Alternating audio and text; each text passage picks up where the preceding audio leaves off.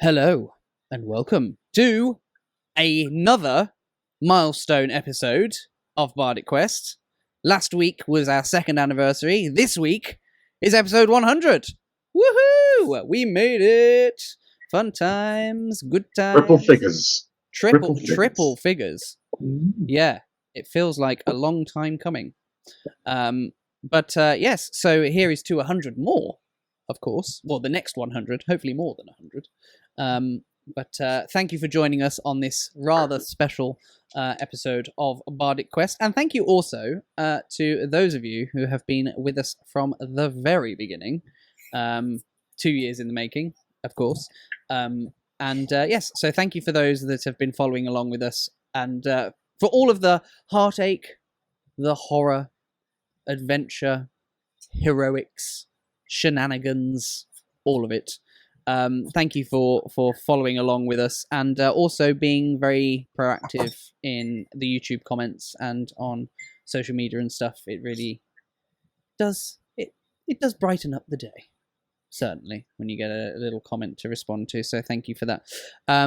So here is to the next 100 episodes. And without further ado, let's get into this week's episode of Bardic Quest.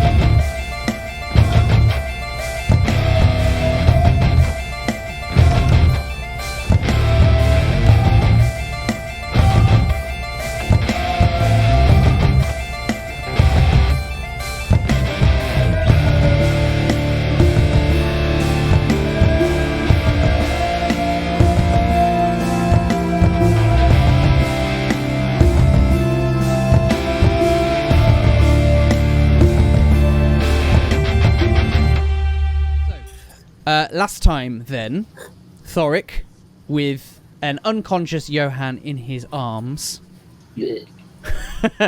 came face to face with a flaming skull, which is certainly not a foe to be laughed at by any stretch of the imagination, and found himself essentially dealing with the thing on its own, as well as the number of zombies that the creature had summoned or animated.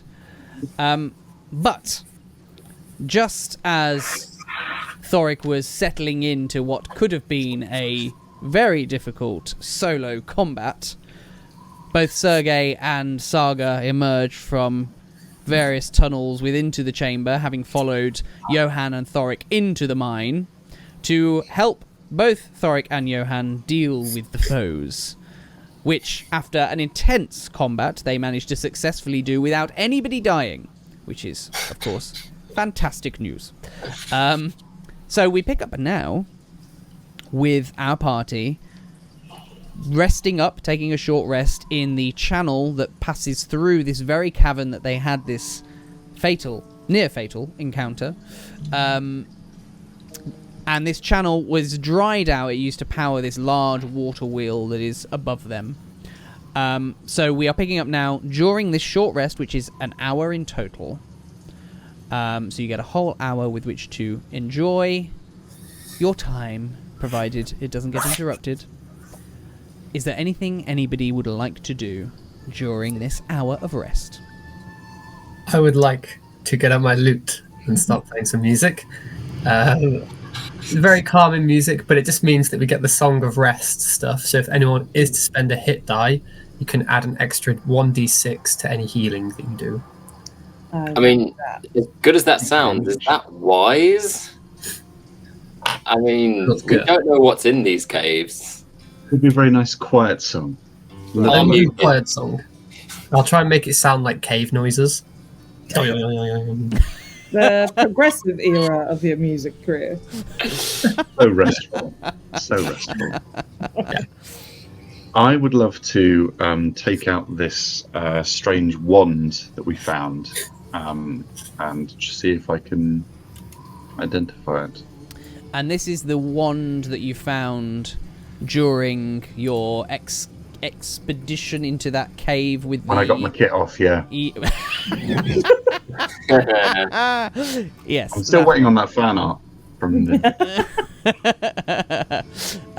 All right. So, this you spend a fair bit of time on this wand. Of course, it's very pretty. It's got like almost like a blue crystal that's been cut into almost like a jagged shape. By design, it's not rough. It's very much been cut into that jagged shape. That's kind of on the end.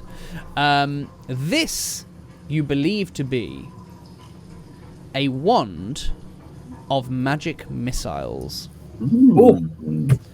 Cool. Which is an uncommon item, does not require attunement.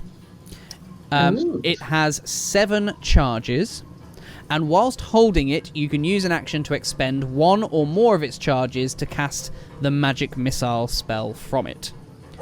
For 1 charge, you cast the first level version of the spell, and you can increase the spell slot level by 1 for each additional charge that you expend. The wand regains 1d6 plus 1 expended charges daily at dawn. And if you expend the wand's last charge, you roll on a d20, and on a 1, the wand crumbles into ash and is destroyed. Amazing. That's insane. I relay that to the party. Say, this is a useful little bit of kit. Small but mighty. That's It's excellent just- luck to find it. It's excellent luck to find it. Alright. You best keep that on your person, Thorik. You want me to hold on to it? Yeah, You're yes, the best skilled with it, I'd say. you should. Just don't point it at me. He very demurely kind of like dips it to the floor. Sure. Okay, maybe we'll both take a crack at it and see how it suits. Sounds like a plan. I'm a little bit, I'll be honest with you all, I'm a little bit tired from going through here so far. I'm not sure how much more magic I have left in the tank for today. And as he's saying that, the spiritual hammer that has kind of still just been glowing and sort of just hovering over his shoulder dissipates. And as the light kind of dies, you see the kind of lines of Thorik's face seem deeper, and he's kind of, bags under the eyes, looking a bit worn out, a bit injured, same as Johann. He's not done yet, but he's looking a little worse for wear. What happened to everyone? I lost you. I had a lovely chat with Margaret. Hi, Margaret. How's she? Really good, actually. She makes some fine Eccles cakes and shortbreads, and she gave me these little rings as well. Did you go on your rendezvous? The strange did. note? What happened? No, we don't need to worry about it. Listen, I may have made a few more. Enemies? Yes. Fantastic. Oh, good. We don't have enough of those. It's good. They were warned to stay clear of me. Add them to the list, I suppose. That's true. Looking at these rings in Sergei's hand, what are they? They are. Let me just find where I've written them down. Sick. Silver rings intertwined. Is the description I've got down for them. Wayne, Mm-hmm. is this significant to Thorik? You would certainly recognise them. Yes. Yeah. they... Well, actually, give me a religion check with advantage, please. Bloody Oh. I didn't even realise.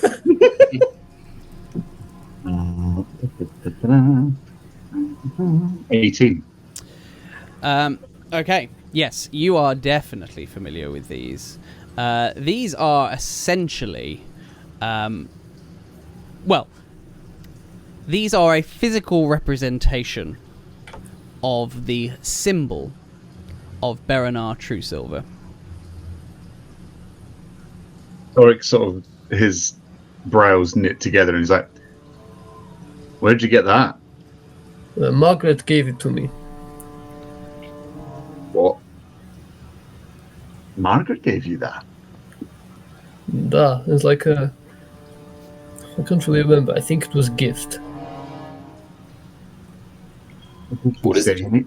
Well, it's the symbol of Berenar True Silver, my god, my calling. What did she say? Didn't pay much attention. I was face deep in the shortbreads, I won't lie. Did she talk to you about anything to do with it? Well, like, did she say anything? No. Not that I remember. Can I have a look at them? To the untrained eye, it's just 4 interlinked rings. Is that right? Yep, essentially. Doesn't look like much. Passes it to Thorik. I take it in my hands and I ritual cast detect magic. Oh, hang on. Do I have it prepared? Hang on. Yes, I do. I ritual cast. I examine it physically, and then I also ritual cast detect magic. All right. Okay. Would you like to describe your ritual as you cast it?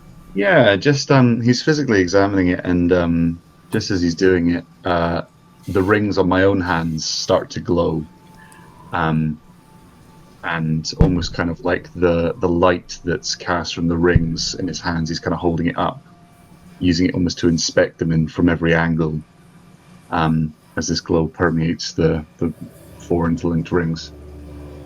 Okay. These do kind of glow with a very faint aura of abjuration magic. Remind me about abjuration. Abjuration is Abjuration is not necessarily healing magic, but protective magic. Sure.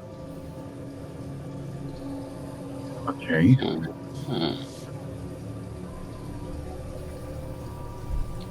So I get the sense that these have something more about them as well. In what sense? Magically, I suppose, similar to the wand.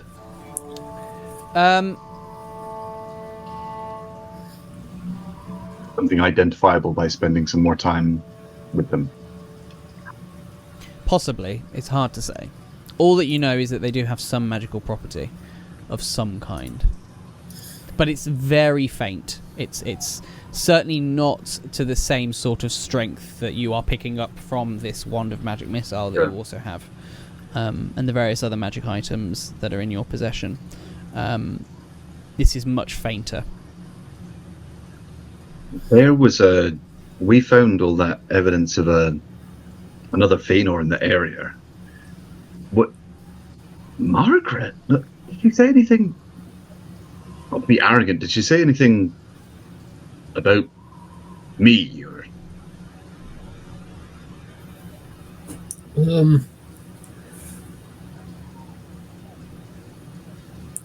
Again, it's until a few days ago now. I can't seem to place exactly what was said. Does she know what?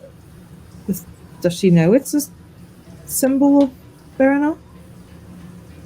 Could she just have it accidentally. Maybe. Yeah. Did she give you any messages to give to Thorik?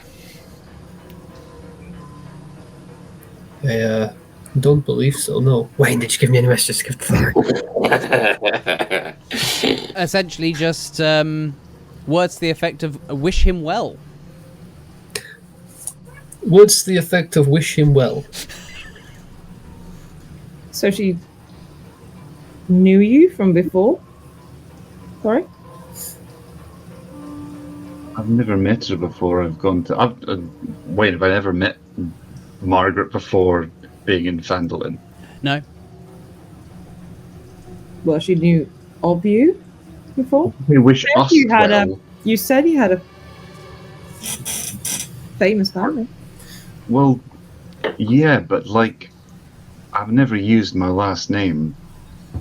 And Sergei, could I get an intelligence, just a general intelligence check from you, please? Sick. That'll be a 7. Figures. Nothing more to add. Sorry. Well, You have nothing more to add. the clues are all there. We cannot Can we get that on a t-shirt?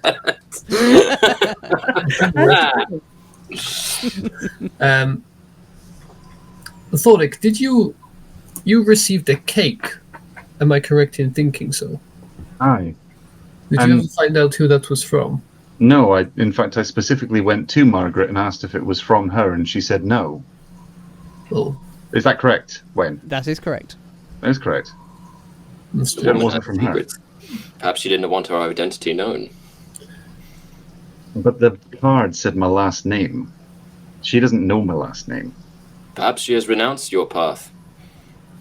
Evidenced by the O-rings. That would make no sense. That's not how it works, mate.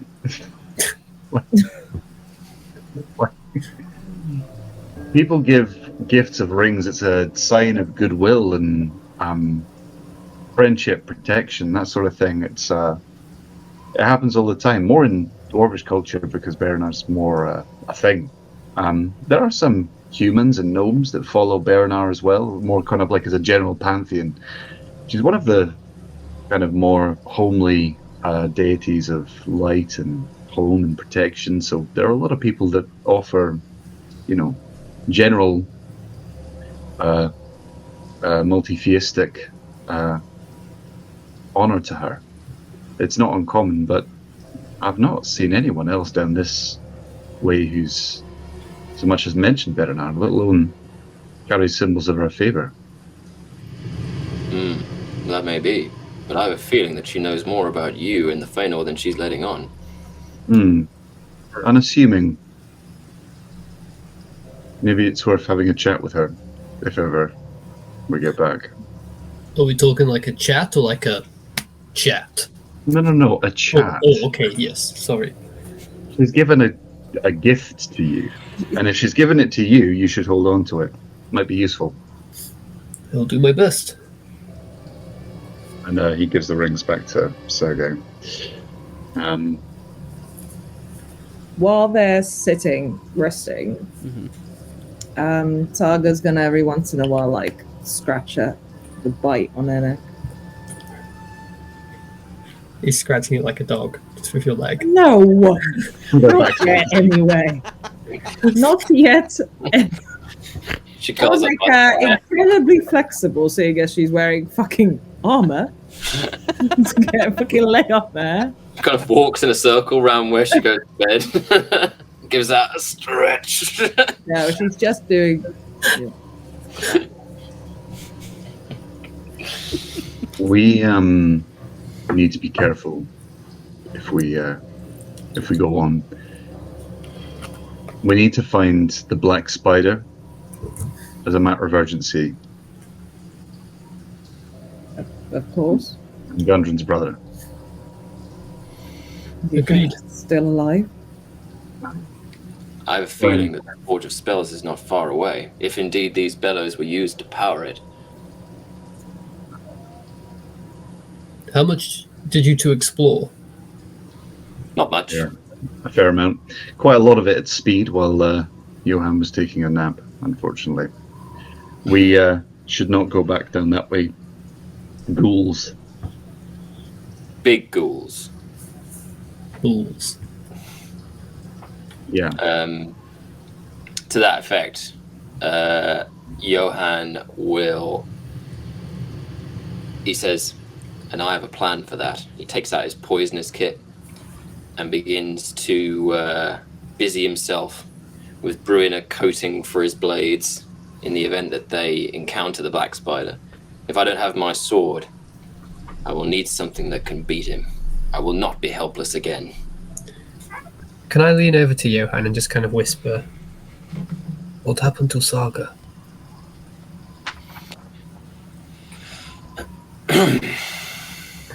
Johann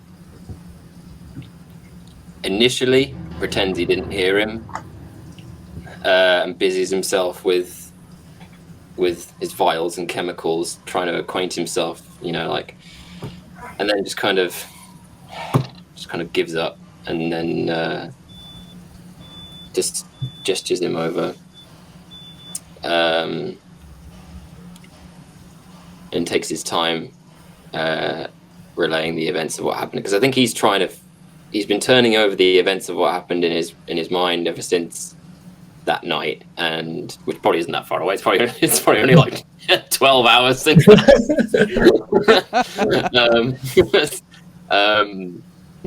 Many moons ago. Probably like 2 days ago. Okay. 2 days ago. Or So he says,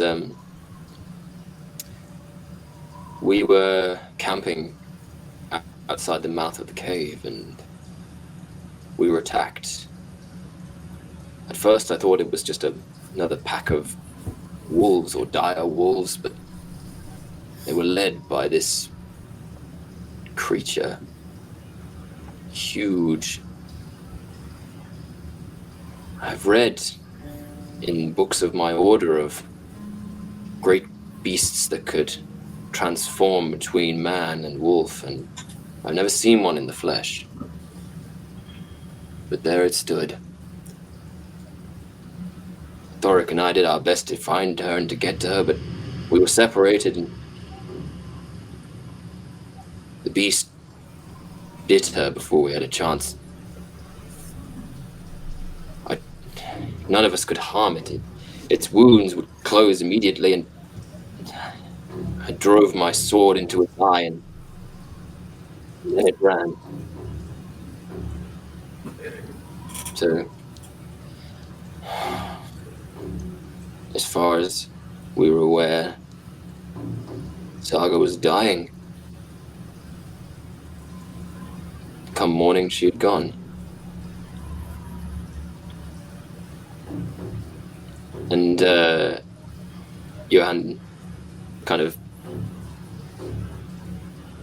looks towards his bag where he knows the letter is, and then looks back at Sergei.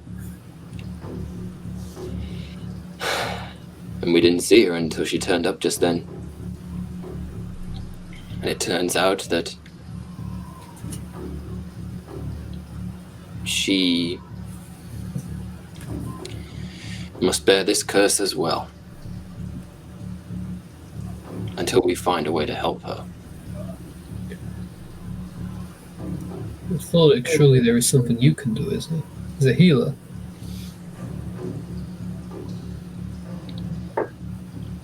Maybe, but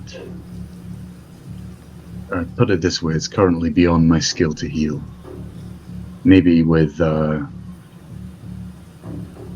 time and a little more training, and a little intervention, I might be able to do something about it, but at the moment I can't. I don't have much time. I've made peace with that. I just need to know all of you will survive. That's it. We'll be fine. We've got you here now, eh?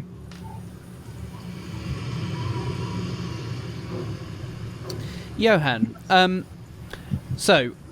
normally, when it comes with crafting poison, this is like a day's work.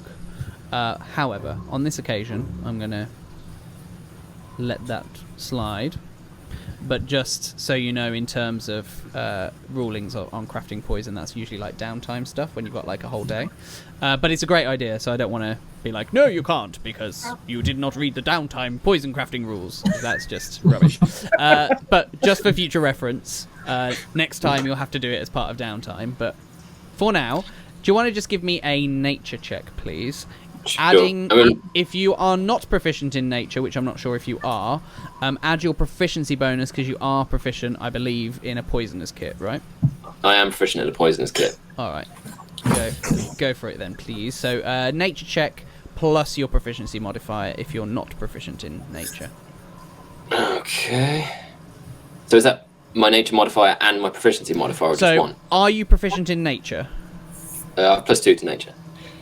But I'm not proficient in nature. But you're not proficient in nature, okay. In which case then, so it will be your nature check, which is already +2, plus your proficiency modifier, which I believe is also +2 at this point. Herb. It is. Wonderful. Yeah, so it's a +4 to the nature roll then. Yeah. That's a 21. Wonderful. Okay, so you managed to craft some serpent venom from your kit of poison stuff. This is something that you would have harvested at some point from a poisonous snake that you've kept in your kit and kind of enhanced a little bit. So if you coat your weapon with this serpent venom, which is a one-use only thing. Okay. So I can't put it on 3 weapons? No, it's part of your attack, essentially, is coating the blade. Greedy. Okay. I want to Hamlet this motherfucker. So when you hit, a creature subjected to this poison must succeed on a DC 11 Constitution saving throw. So it's a low DC, admittedly, but they do take half damage even if they succeed, which is good, and that's going to be 3d6 poison damage, which awesome could be up to like 18. So on top of potentially sneak attack and obviously your normal damage as well. So that could be quite the strike. Yeah, get that on a sneak attack. If you hit, of course.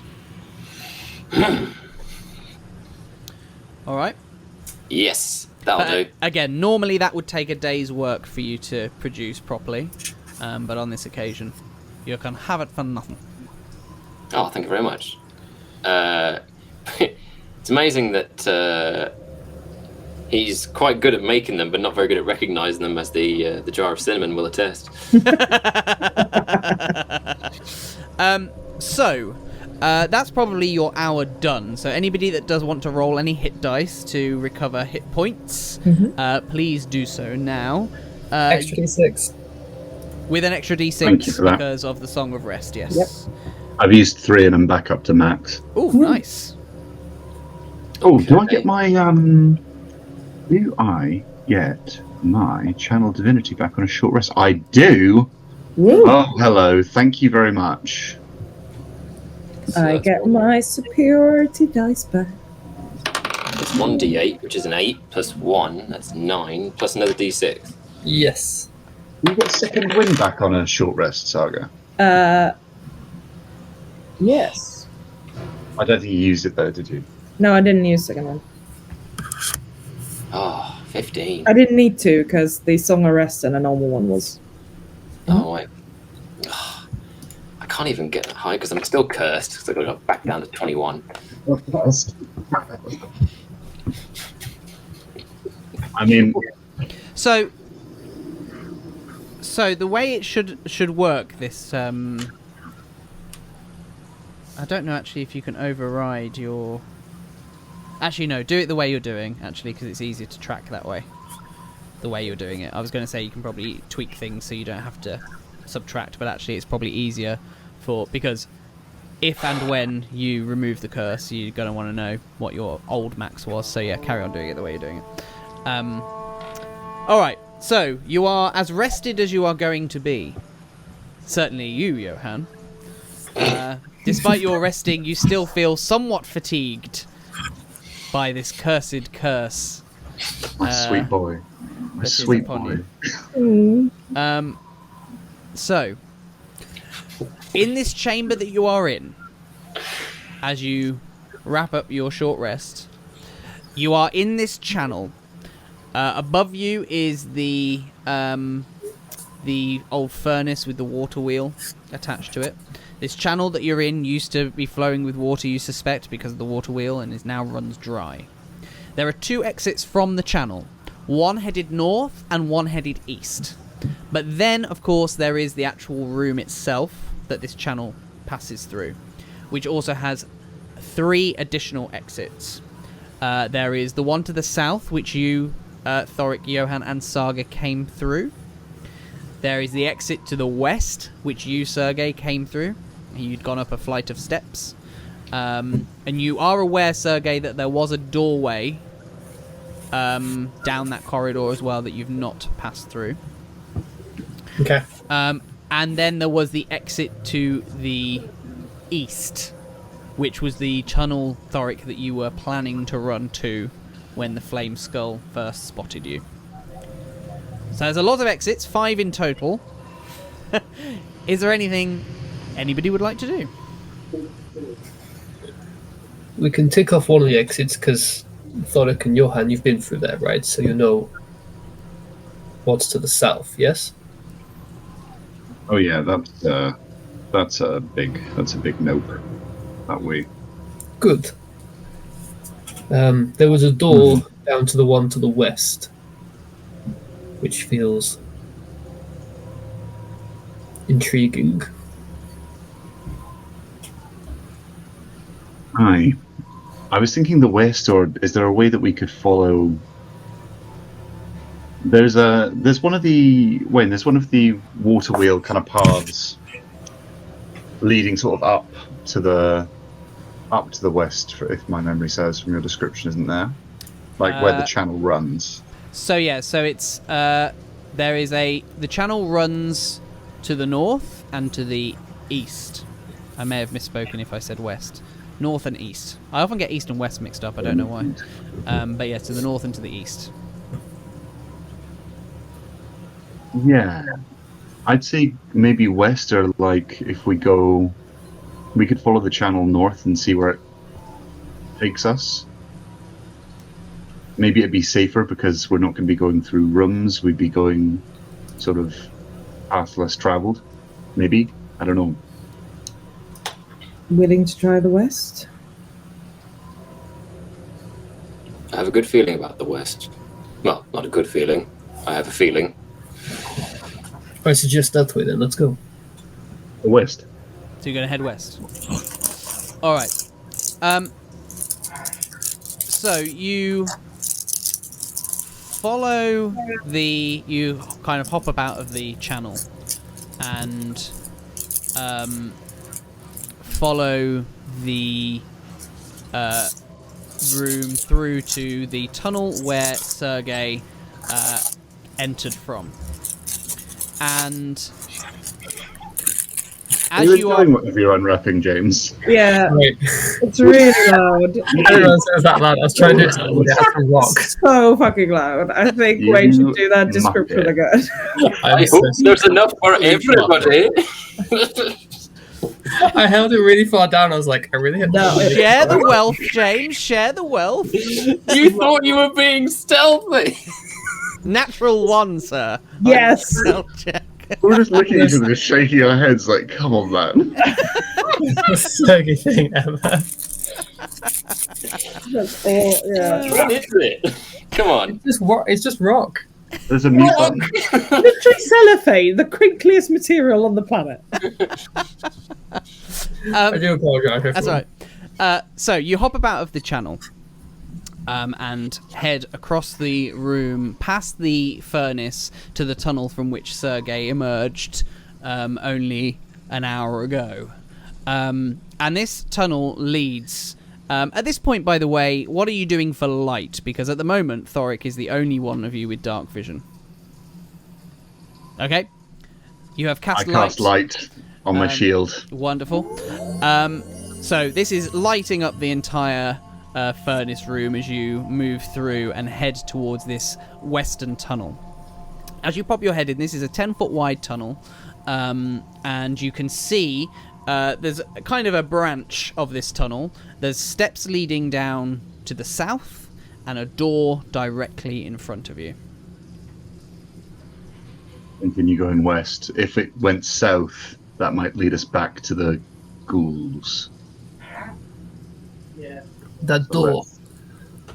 I might go have a listen, see what I can hear. Good idea. Yeah. All right. Okay. Do you want to give me a perception check then, please? Okay. 18. 18. All right. So you can actually hear from this door, or through this door, gruff voices speaking. What languages do you speak, Sergei? I speak Common and Halfling. Okay. You don't understand what these voices are saying, but there are definitely gruff voices from beyond. I don't suppose it's... Okay. Johann goes and listens to the door. Okay. Do you want to give me a perception check then, Johann, from yourself? I don't suppose any of these languages are abyssal, celestial, or infernal, are they? Well, we'll find out. Perception. Oh god. Sorry, that's 22. 22. Alright. List those languages to me again. Abyssal, celestial, common, infernal, and thieves' cant. You can hear gruff voices, but you do not understand the words they speak. Oh. It's like having a sociology degree. Apologies to all the sociologists watching. Nah, fuck them. No, I'm joking. I'll quickly pitter-patter and relay the information to Saga and Thorik as well. Okay. My money would be something goblin-y. Saga's going to join in because she knows Elvish and Dwarvish, so she's going to fucking listen. Can I get a perception check from you, please? It's like a cartoon. It's not going to be Elvish, is it? You never know. My perception's awful as well. 18. 18. You hear gruff voices. What languages do you speak? Elvish, Dwarvish, and Common. You do not understand what they are talking about. It could have maybe been. Oh, no, I'm joking. I don't care. Thorik has made his mind up. He thinks it's going to be a goblin, an orc, a bugbear, some kind of beastie. He's already like conjuring. How many voices? Because that was an 18. I mean, that's a fair point. I had a 22. That's a fair point. I think collectively between you reckon about 5 voices. No. Yes, 5. Cool. Okay. Going in. Do we want to go in, like, announce our presence, or do you want me to sneak in? You knock on that door and start saying we're selling cookies, I am going to strangle you. Yeah. Let's never do it again. I take my hand away from the knocking position and slide a cookie from Margaret back into my pocket. Wayne. Yes. Is by my 22 perception, is the door locked? That'll be embarrassing. We've tried to go all in and it just doors. From listening at the door, From what I perceive, I've 22 perception. I presume I can perceive a lot about this door. Is it locked? It's gonna make you roll again. It's a different thing, mate. Well, that's what I'm Would you like me thinking. to roll Do again? I want this. to be that DM that's like, well, the perception check was for your listening, not for your looking.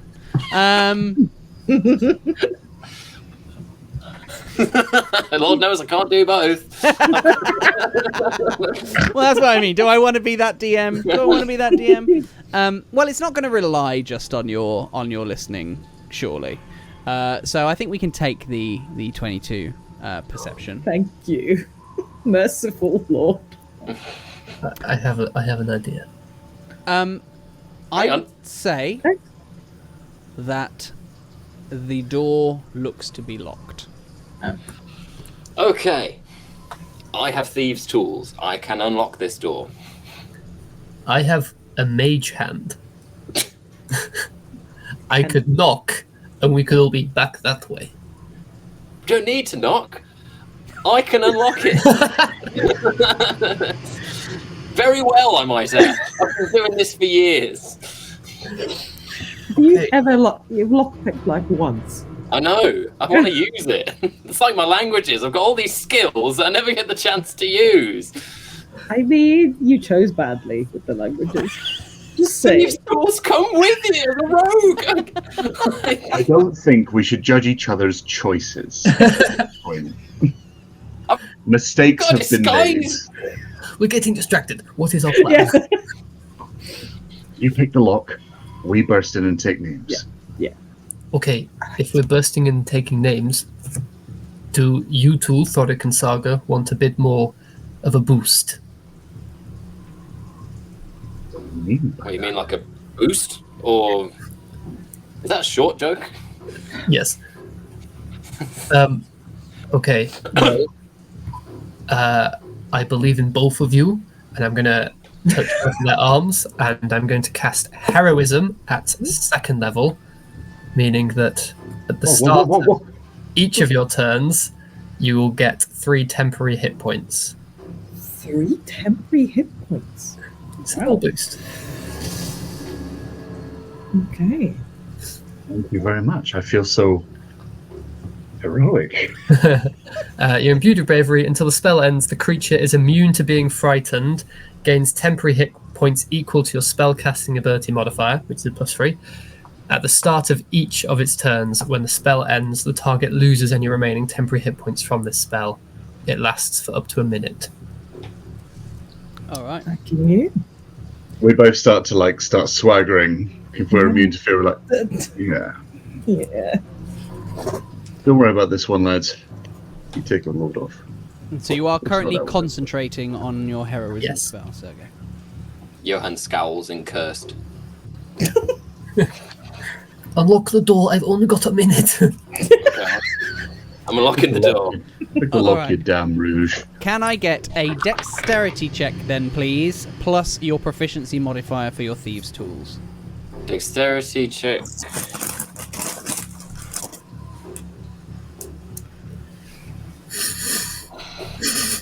That's a 9 plus 3, which is 12, plus 2 is 14. Okay. You fiddle around with the lock using... You've rolled out all these tools with, like, various oddly shaped utensils, and you're kind of making it That's look still brand very... new. Yeah. Yeah. The set that you bought in Neverwinter and have not yet... You've been dying for an opportunity to use them. So you're just kind of playing around with it, with the locks for a while, and you hear a very satisfying click.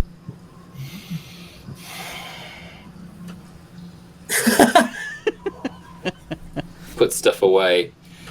I keep my poison dagger sheathed and get out Gladys and my other dagger. Okay. It's time to deliver cookies and take names. And I've just finished delivering cookies. No, you don't go first. Johann like grabs him. Yeah. We just face palm him to the wall. Like Not by the neck, but by like the chest. Just kind of. Yes. Yeah. Speaking of which, before you make your way in, can I get essentially a marching order from you, please? Surely Johann first. What order are you You going two into this first. room? We'll follow behind and. Okay. My sweet boy has had enough Okay. hammers and things to the face.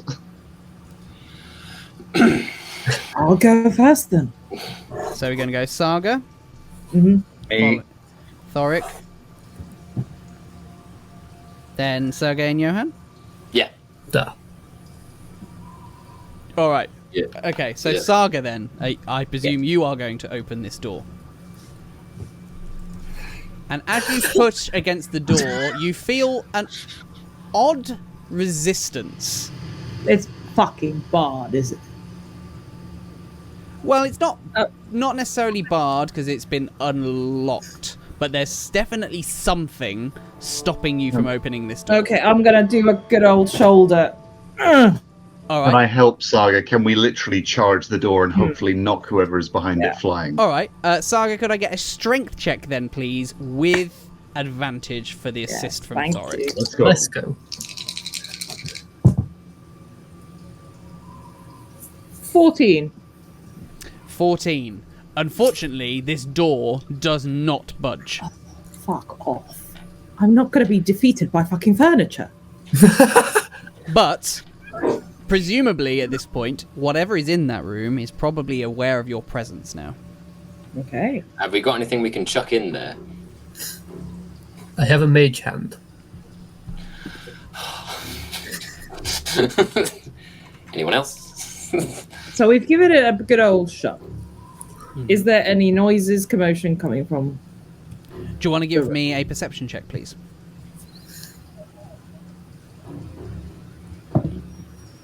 Eight. Well, you can't hear anything from within, certainly. Can we have another crack at this door, please? Yeah, let's. I was gonna be like, Right, all of us this You're time. going to back up. Go on, give Oh, us yeah. another strength check I'm gonna with advantage, give it a please. good old fucking kick. Can we do it all together? Yeah. She will not be emasculated like this.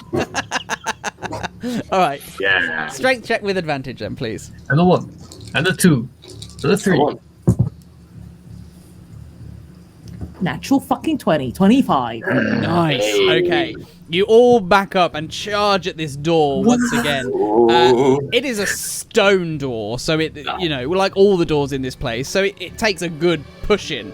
But you do manage to burst through into this room, which is about 30 foot by 60 foot.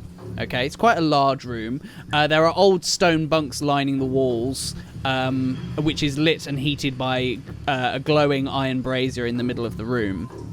There's another door directly ahead, and in front of you, as you kind of burst through this door, there's loads of like broken up furniture, just there in a big massive pile, which is going to be like difficult terrain for you. Because also in this room are 5 bugbears with weapons drawn. Let's roll initiative. Shit. Oh, God. Like scoops. That's a 13 for me. 13. Just hold those numbers for me for a second. All right. I brought heroism up for you guys. All right. So we are looking at 13 for Sergei. Yes. All right. Yep. Who's next? Johann? 11. Johann's at 11. Yeah, Saga? 15. 15 for Saga. Thorik? 6. 6. 6. All right. And then for the bugbears in question, we're looking at 8 for them. So, despite not taking them by surprise, you definitely got them on speed. All right, except for you, Thorik, obviously.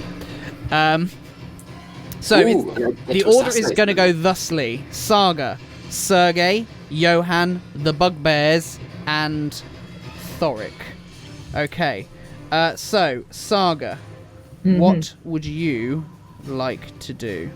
How far are said bugbears from me? At this point, they are very much at the other side of the room, all kind of like together at the far end of the room, which is somewhat unusual, certainly. So they are 60... Well, the closest is probably 50 feet from you at this point. Let's move... Closest is what? 50 feet from me. Yeah, I would say so.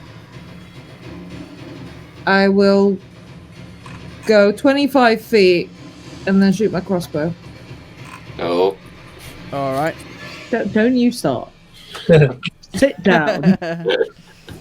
All right. Go for it. Roll to hit for me then, please.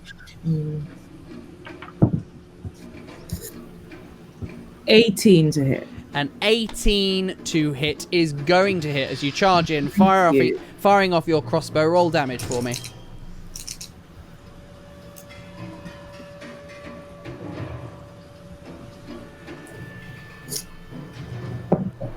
That is 10 points of damage. Oh, nice. Good start. All right.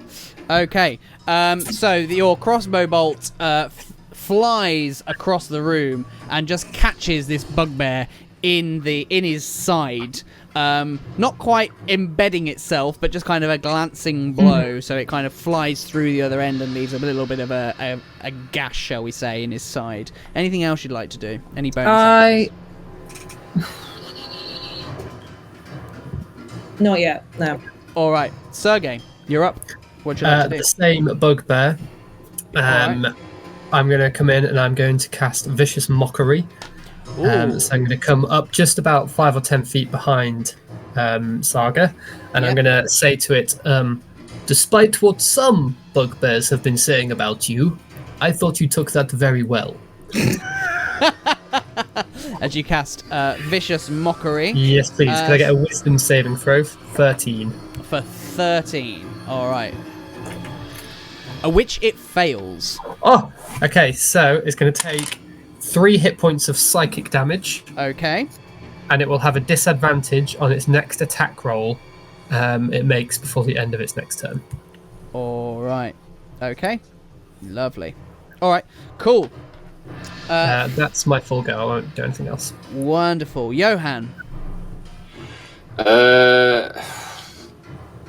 See, I'm tempted to dash and assassinate one of them before they take their turn, but then I'll be ganged up on by 5 bugbears, and I've seen how that movie ends. So I think I'm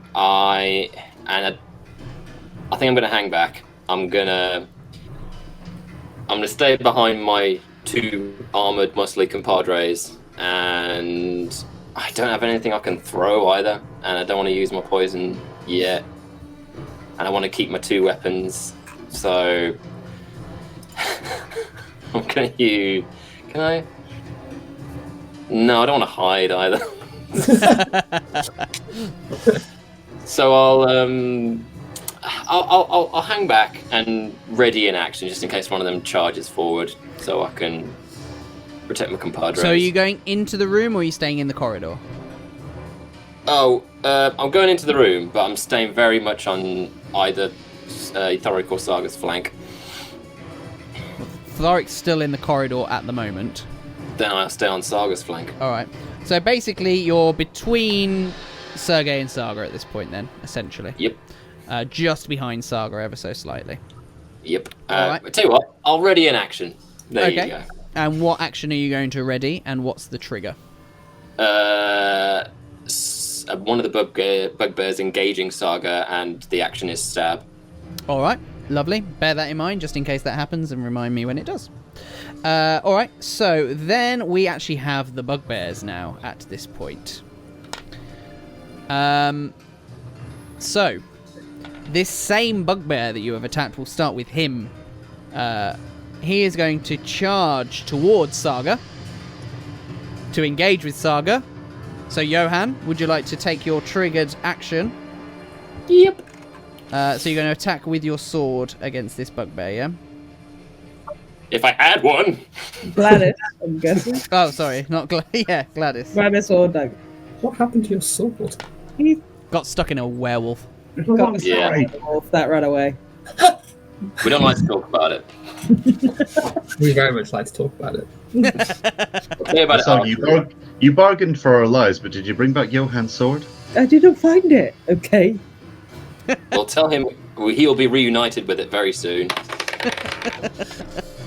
Oh, that was a natural one. No. Okay, so the Memory is too traumatic.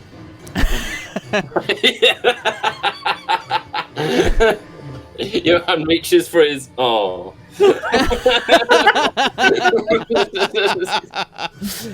so oh, go ahead. Can I do it with one weapon, or can I do it with my other weapon as well? No, if it's two-weapon fighting, you'd be attacking a second one with a bonus action as opposed to an actual action, I believe. Never mind. So I'm afraid not. No. Never mind. So this bugbear will continue then, swinging its morning star at you, Saga. Is this one that got vicious mockery? It is, so it has disadvantage, yes? Disadvantage, yes, please. So that is going to be a glorious 7 against your armor class. Ha! So it swings its morning star at you, but you obviously see him coming, Saga, and you just kind of sidestep out of the way. You know, obviously he's got to telegraph a morning star swing fairly significantly because they're big weapons, particularly a bugbear's morning star. However, there are another 4 bugbears remaining. So Ooh, I want to use riposte because he missed me with a melee attack. I did wonder. Go ahead. I was Riposte him checking. then. Yeah, yeah. What the, I didn't. I thought I was waiting for it and it never came. So I thought, okay. Well, you were so speedy. Give a lady a chance. Forgive me. That is 12 to hit. Probably. A 12 to hit is not going to hit, I'm afraid. These guys are quite armoured in reality. So that's not going to be enough, I'm afraid. So you and this bugbear are kind of engaged in quite the standoff at the moment. Another bugbear is going to charge forward towards you, Johann, as he's just seen you take a swing at his colleague. So he's going to swing at you with his morning star. Oh, Jesus. For a 7 against your armor class. Which is going to royally miss, no doubt. But we have 3 more to go. So another one is going to charge forward to you, Saga. He's on there kind of on the left-hand side of the room as you're looking down it. So he's going to charge towards you, and he's going to swing his morning star at you also. What about an evening star? For a natural I 20. was just about to ask that. I'm an evening star. Oh, Good for you. I'm Do you know afraid... what an evening star is? Do you know what an evening star is? Guys, that was a natural 20. Shit! Oh. Anyway, I'll tell you what an evening star is if I survive this fucking morning star. So, You have 3 temporary hit points, don't forget. Yeah. bugbears are brutes, so they automatically, even on a normal attack, get double dice. Fuck off. So you're looking at quadruple dice oh man, come on. from the weapon that you would normally deal Nice with. knowing you. So This is why I did not dash. yeah, bugbears are nasty. All right, so bear with me. Bugbear with me. Oh, yeah. All right, I'll bear with you. That's Owl 21 piercing damage. 2-1. 21 piercing Okay. damage against you, Saga. Ouch. As Do you have some sort of resistance to it? Oh, yeah. Yeah. yes, you do. Haha! Yes, you do. Thank you for reminding me. Yes, you do. So instead of 21, let's call it 10. 10 piercing damage.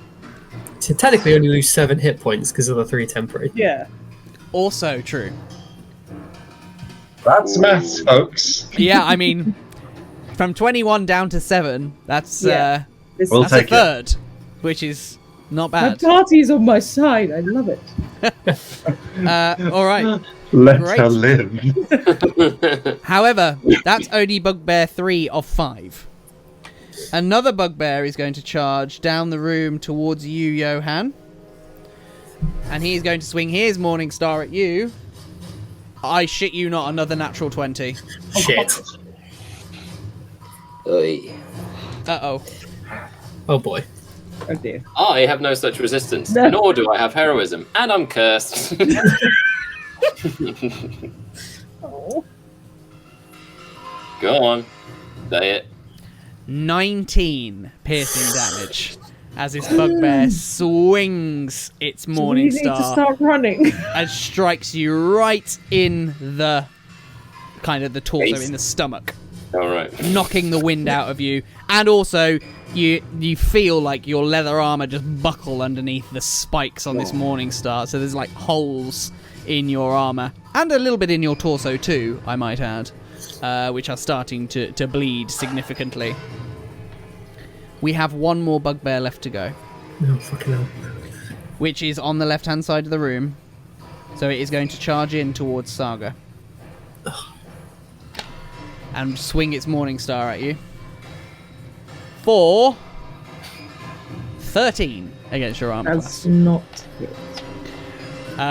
As you parry this Morning Star out of the way, now somewhat on the back foot against, or at least Johann, certainly. You not so much. It's a mere flesh wound for you. But Johann beside you looking very much worse for wear. Thorik, you're up to finish this round off. What would you like to do? You're in the corridor at the moment. Right. How far away is the one that has hurt Saga? The one that has hurt Saga is... Or the one that's been damaged, I should say, sorry. The one that has been damaged, I would say, is... You would have to dash to get to him. He's at about 35 feet away from you. Right. In which case, I will just run up to be alongside... Johann's next to Saga, isn't he? Yes. So I would like to get myself up next to Johann on his other side. There is a Understand. bugbear, because they're kind of surrounded now in almost like a semicircle by these bugbears. So you can't really... You can get behind Johann, but not to his side. I'm going to get into a position where I'm flanking the bugbear that's on Johann. You could certainly flank one of the bugbears on Johann, yeah. I'd like to do that. And on my way, I would like to take out the wand of magic missiles. And as I'm going, just like, well, let's give this a whirl. And he's going to concentrate on it. And sort of almost using the extension of his own magic. Mm-hmm. He's just going to, like, behind the shield, just jab over the top 3 times as he uses one charge of magic missiles. Okay. Which is And- 3 magic missile darts of 1d4 plus 1. Yep, so 3 silver darts kind of like start to twist around each other. All 3 in the same in the damaged bugbear as I'm going. Alright. So roll... So this is the one that's already been damaged. So that's... Yes, please.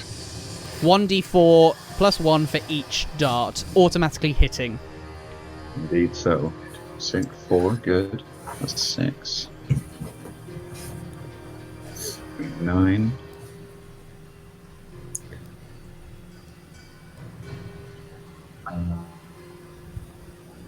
That is 10. So 9 plus 3, that's 12 points of force damage, is it? Yes, 12 it's points of force- force damage. Yes. 12 points of force damage against the one that's already been damaged, please. Absolutely. Which puts this bugbear in critical condition as these silver darts of magical energy fly across the room as you're charging forward. And that is essentially one of the central bugbears in this semicircle that is directly in front of Saga.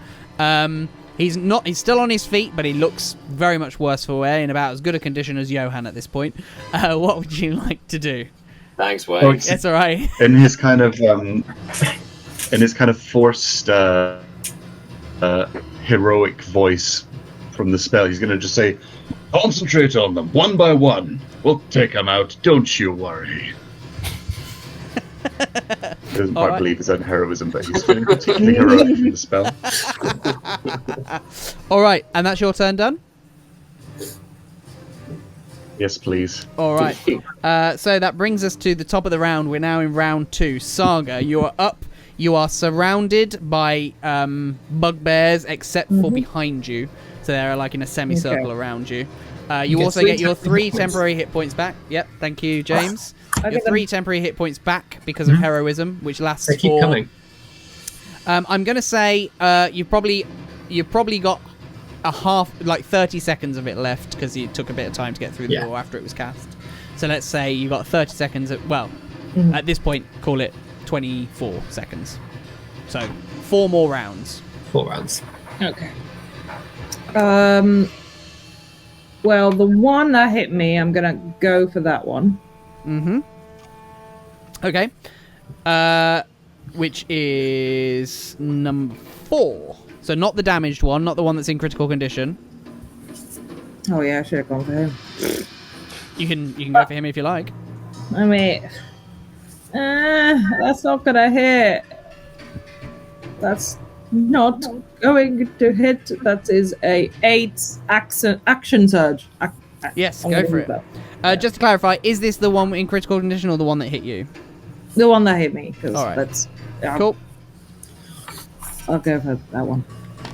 action I should have gone surge, for. I'm not backing down on my own mistake. Okay, that's a lot better. That is 24 to hit. Nice. 24 will certainly hit. So roll for damage for me as you swing your... I am adding superiority dice, goading attack. Nice.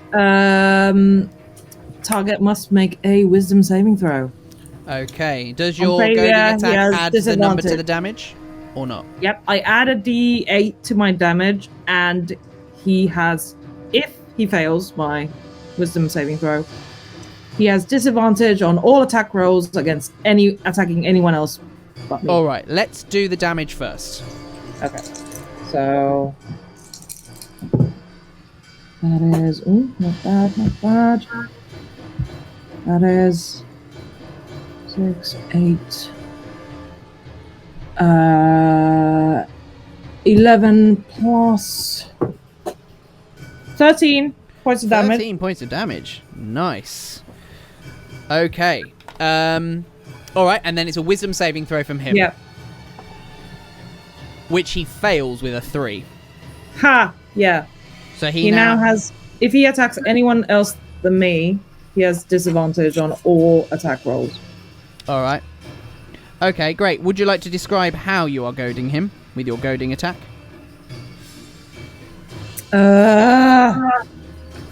Just by being so fucking annoying. It's like my entire aura is so fucking annoying. Oh, I hate that. Yeah, literally, that's why I fucking hate that thing. All right, cool. All right then. So Sergei, then you are up. Yes. I'm going to move a little bit further back, so as far back, maybe 10 feet back. Sure. So this is probably puts you about 5 or 10 feet in front of the doorway. So basically, where the barricade was, with all the furniture, that then basically is where you're at now. So you're right near the door, but not Sweet. quite. Yeah, at just the to put some distance so I can keep concentration. Sure. And then the one that Saga has just goaded, Mm-hmm. I am going to start speaking to it, and I'm going to say, she is like tiny goat, hard to hit, and you suck. Another vicious mockery. I can't think of anything clever. Wisdom save, please. I love that. All right. love that. That was a 9 on the wisdom save. That fails. Yes. So it's going to take 2 hit points of psychic damage, and Okay. will have disadvantage on its next attack, meaning that thing should now be fully disadvantaged. All right.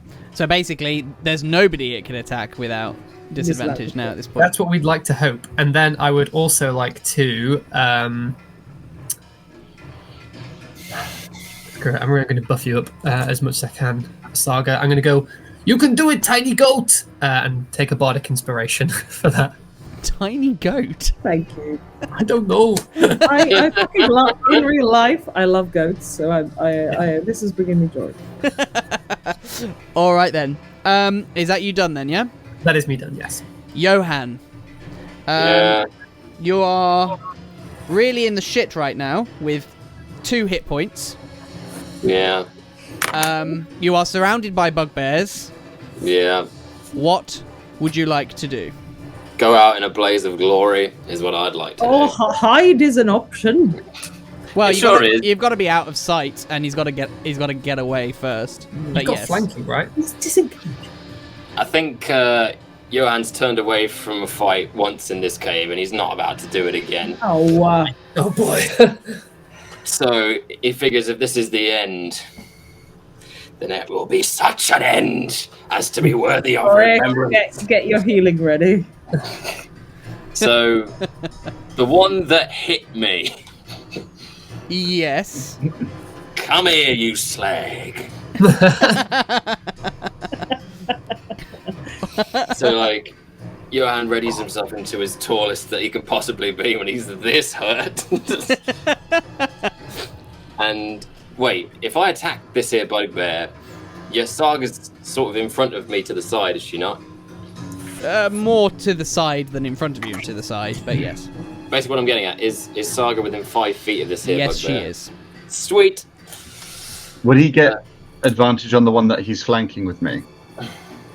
Yes, actually, but 2 of the bugbears. You've got the one that you're flanking with Thorik and one that you're flanking with Saga. Sweet, so I get advantage on both of them. On both of those. There is another one that you can... Actually, no. All 3 bugbear... You could, at the moment, because you're kind of surrounded, there are 3 bugbears around you. All 3 of those you could get advantage on. Sweet, okay. I attack the one that hit me. All right. Okay. With advantage, so you will get sneak attack also. Does that do anything to assassinate? It doesn't, does it? It just gives me... Anyway. No, So, assassinate only counts really on the first round. okay, so... I hit him with Gladys. Okay, I'm gonna go try and... like, jump into this thing and stab. Okay, so... Gladys, that's 15 plus 3 is 18. Well, he's going to hit. Roll for damage. I'm a rolling for damage. It's a coming. That's a 1d6 plus 1, which is a 3 plus 1 is 4. 4 points of damage as you leap. Awesome. What was that, sorry? So, no, go on. Yeah, so 4 points of damage as you leap into the air with Gladys in hand and bring it down to bear, which certainly knocks the wind out of the bugbear, but doesn't quite embed itself into him. Bonus action. All right. Dagger. Was that with sneak attack on your... You can only get sneak attack with finesse and range weapons. Oh, yes, I forget that detail. Yes, thank you. So... Dagger. That's a 4, but it's with advantage. Awesome. That's 23. 23 is gonna hit. Okie doke. So that's a 1d4 plus 3. Which is a 4, which is 7, plus 2d6. 7 plus 3 is 10. 10 total damage on that one, yeah? Yep. All right, so that's a total of 15 so far. As so this is with your dagger, yeah? Yeah. Is that right? So after you bring Gladys down, you, with your dagger, just embed it into the side of this bugbear, who lets out a roar in response as you pull your dagger back out. A little bit of blood flying across the room at this point. Anything else you'd like to do? Oh, come on. He ain't dead? Nah. No, I've used my action on my bonus action, so, I would say, however, he's bloodied. that'll do. I can content myself with that. Yep. Alrighty. Yep. I'll content myself with that. Feeling the spray of his blood on his face is just kind of like, what you gonna do now, big fella? Knowing full well that he'll probably just hit him back and kill him, but lose face. Well, it is the Bugbears go next. Or goes, rather, because we have 5 of them. So we'll start with the one that is now pretty much engaged with Thorik at this point, who's just charged in. He's going to swing his Morning Star at you, Thorik. For 19 against your armor class. That's not the one who's disadvantaged, is it? No, the one that is disadvantage is very much on the other side. He's only engaged with you at this point. 19 hits. 19 hits for... You have 3 temporary hit points. Thank you. One moment, I dropped a dice. Do they stack? So, like, everyone, because I didn't Yes. get attacked. So, do I have 6? Temporary hit points don't stack. Oh. But it's from the same on effect, Harry's isn't it? What's that, sorry? I thought It's Harris from the same effect. My I understanding know of if temporary you hit get- points is that they never stack. If you get 3, you get 3. You don't get 6 if you until the get 3 spell again. ends, the creature is immune to being frightened and gains temporary hit points equal to your spellcasting ability modifier at the start of each of its turns. Yeah, but temporary hit points specifically don't stack. Cool. Never mind. Then. I'm going to double check that.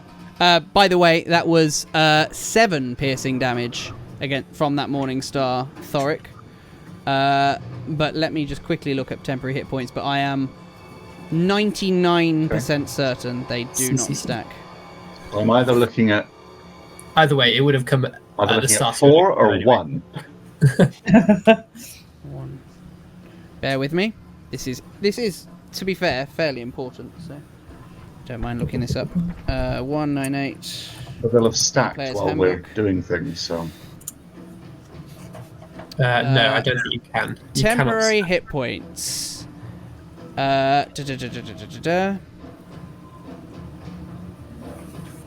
So, I'll read exactly what it says verbatim. Some spells and special abilities confer temporary hit points to a creature. Temporary hit points aren't actual hit points. They are a buffer against damage, a pool of hit points that protect you from injury. When you have temporary hit points and take damage, the temporary hit points are lost first, and any leftover damage carries over. Blah, blah, blah, blah, blah. Because temporary hit points are separate from your actual hit points, they can exceed your hit point maximum. A character can therefore be at full hit points and receive temporary hit points. Healing can't restore temporary hit points, and they can't be added together. Cool. If you have temporary hit points and receive more of them, you decide whether to keep the ones you have or gain the new ones. For example, if a spell grants you 12 temporary hit points when you already have 10, you can have 12 or 10, not 22. Gotcha. Cool. There you go. It So doesn't 7 points of damage. Yeah, it doesn't specify anything about the same spell, so I'd assume that's the case for Yeah, the same I'm spell as assuming. well. Yeah. Cool. Alrighty. So that is the So first 7 Bugbear's points attack. for It's for 7 piercing damage against you, Thorik. 4. Or 4 if you take off the temporary hit points. Yep. Then we have the Bugbear that you have just stabbed, Johann. He's going to swing his Morning Star, unsurprisingly, at you for 17 against your armor class. Yeah. Bye, Johann. Oh no. My For God. 11 piercing damage. As it brings its Morning Star up above its head and embeds it in your shoulder, dropping you to the ground, almost pushing you down. It's alright, guys. This time I get a free coffee. Thorik, I can focus on getting Johann. It's alright. Leave him there. He'll be fine. Bugbears 3, lovely 5, and split. 4 are on you at this point, Saga. Because now Johann's down, you're the only immediate threat to them, because Thorik's kind of not quite in the front lines at this point. I'm a threat. You're a threat, but you're I'm very in threatening. terms of the semicircle that they've got around you. But you're also not fucking annoying. You're kind of on Johann's side of the semicircle, not Saga's side of the semicircle. So 3, 5, and 4 Bugbears are the ones that are on you, Saga. Bugbear number 4 is the one with disadvantage, but we'll go in numerical order. So 3 first is going to swing his Morning Star at you. For 10 against your armor class. Ha. as you effortlessly sidestep his swing once again. And I Now, look forward as I do it, just to add insult to injury. of Like, course, Whatever. Really? Bugbear number 4, the one with disadvantage, is going to swing his Morning Star at you for 9 against your armor class. Yes. As you Again, like, enter this merry dance with all of these bugbears. I'm barely breaking a sweat. So Bugbear number 5 is going to swing its Morning Star at you for 17 against your armor class. That one hits. Ooh. And that is going to be for what would be 11 piercing damage, except for your resistance to it, which makes it 5 piercing damage. Ooh. As And the your- 3 temporary hit points, so it's Indeed. 2. Yes. 2 piercing damage, as both your heroism and your newly earned, shall we say, found lycanthropic curse takes a lot of the heat for you in this particular instance. That is going to be all the bugbears goes. So now, Thorik, you are up. Okay, how many are looking bloodied and which ones? So I would say bugbear 4 is, I wouldn't say necessarily quite bloodied, but it's taken a fair few hits, certainly injured. Bugbear number 3, who is directly in front of Saga, that one's very much bloodied. That's the and then Bugbear number 2, who is the one that downed Johann, is also bloodied. Bugbear number 1 so far untouched. There are 2 who are bloodied. Yes, and also Bugbear number 5 also untouched. I am debating whether to use this now or later. It's not very good that one of our champs is down, so I'm feeling that now might be a good time. I'm sort of maybe a bit kind of like drunk on the heroism, sees his friend go down. He's gonna, still holding the wand of magic missiles, he is going to sort of be filled with this kind of heroic, righteous rage, as he just kind of like hero poses with the shield behind his back and levels the wand at all of them. And I'm going to expend all charges of the wand of magic missiles, and try and hit 6 charges. I'm going to try and hit as many of them as I can. I'll make it a level 6. That's a level 6. That's a level 6 magic missile, which is how many darts? That would be 3. 8. So 8. Yes. Yes. Nice. And I'm going to do one by one, because I can pick my targets. You I'm can. going to do one by one on the bloodied one. So, bloodied one that took down my sweet boy Johann, first of all. Okay. Yeah. Fire off that first magic missile. So that's 1d4 plus 1. First Thanks, one Mark. does. You're very welcome, darling. First one does 5 Oh, points nice. of force damage. Good start. Yeah. Second one. He's still does, up. Second one does 4. He's still up, but looking very shaky. Ooh, have another one. Third one. He's just like Gatling guns, like. What is that? D4s are really difficult to read. That's 3 points of force damage. How are you finishing him? Yes. Oh, he's just like, and just like the 3 darts just kind of just burst through him, and the last one goes through him and hits the wall as he just slaps into the ground, Hits the and then ground. he just tilts. He tilts side. He's like. Alright. Number we 4.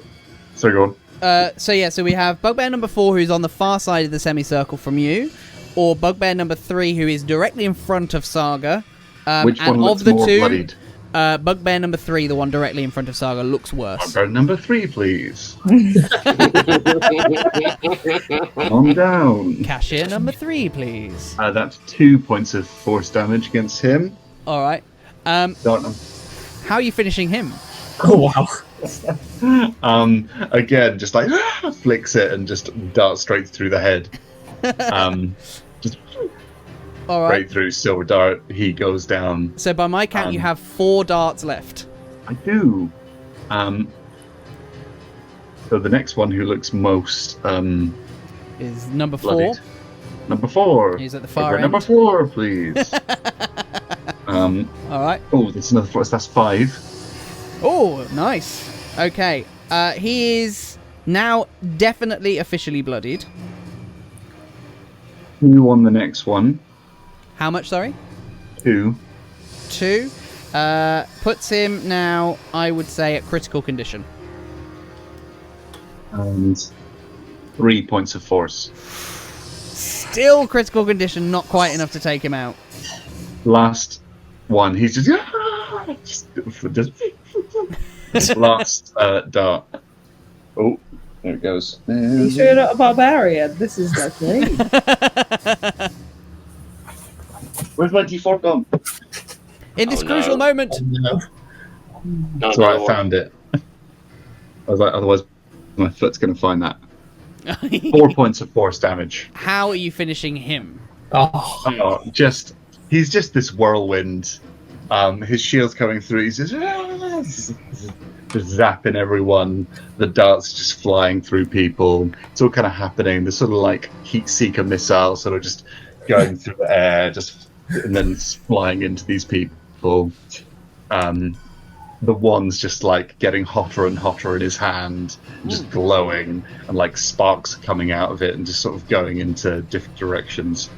Indeed, could you roll a d20 for me as this wand gets incredibly hot in your hand? I just don't want a nat 1. Correct. An 8. An 8, fine. So the wand doesn't crumble to dust at least, but certainly until dawn, it cannot be used again. That's fine by me. We've thinned the herd. Indeed. In fact, there are now 2 bugbears remaining, as Thorik, in quick succession, has taken out 3 of them. With help. With help, of Very course. impressive. With help. But the final blows came from the He's very magic McDonald's to be missiles. like, it was a group effort. Well done. Oh, good old heroism. And he's just going to continue to charge in. So he's now flanking at least one of the bugbears, if not trying as many bugbears as he can flank with Saga as possible. That's what he's doing. Sure. I mean, unfortunately, because of how things played out, the 2 bugbears are at either end of the semicircle. There's the one that you're currently engaged with, Thorik, and the one at the other end that Saga's engaged with. So if you were to move out without disengaging, you would provoke an attack of opportunity. But how heroic would it be? It would be fairly heroic, I'd say. And Sergei, was there something that's currently affecting me? Currently, a spell? yeah, the chance you might have a bit of heroism. Well, in which case, I think it would be incredibly heroic to put myself in danger to flank with Saga. So that's what I'm going to do. All right, so he's going to swing his Morning Star at you then. For 19 against your armor class. That does hit. I did get my temporary hit points at the beginning of my turn, so we'll take That's that. true, you did. That's going to be 16 piercing damage, dropped down to 13 with the temporary hit points. Well, maybe that was a bad idea. But gosh, how heroic. He's just But now Saga does get advantage on the guy that Thorik is now kind of like with wounds in his back, kind of like walking, like wincing from the pain. Worth it. Worth it.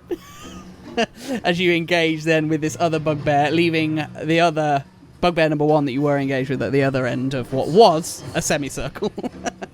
And that then brings us to the top of the round, so we're now on round 3. So you do still have heroism. Saga, you also get your 3 temporary hit points back.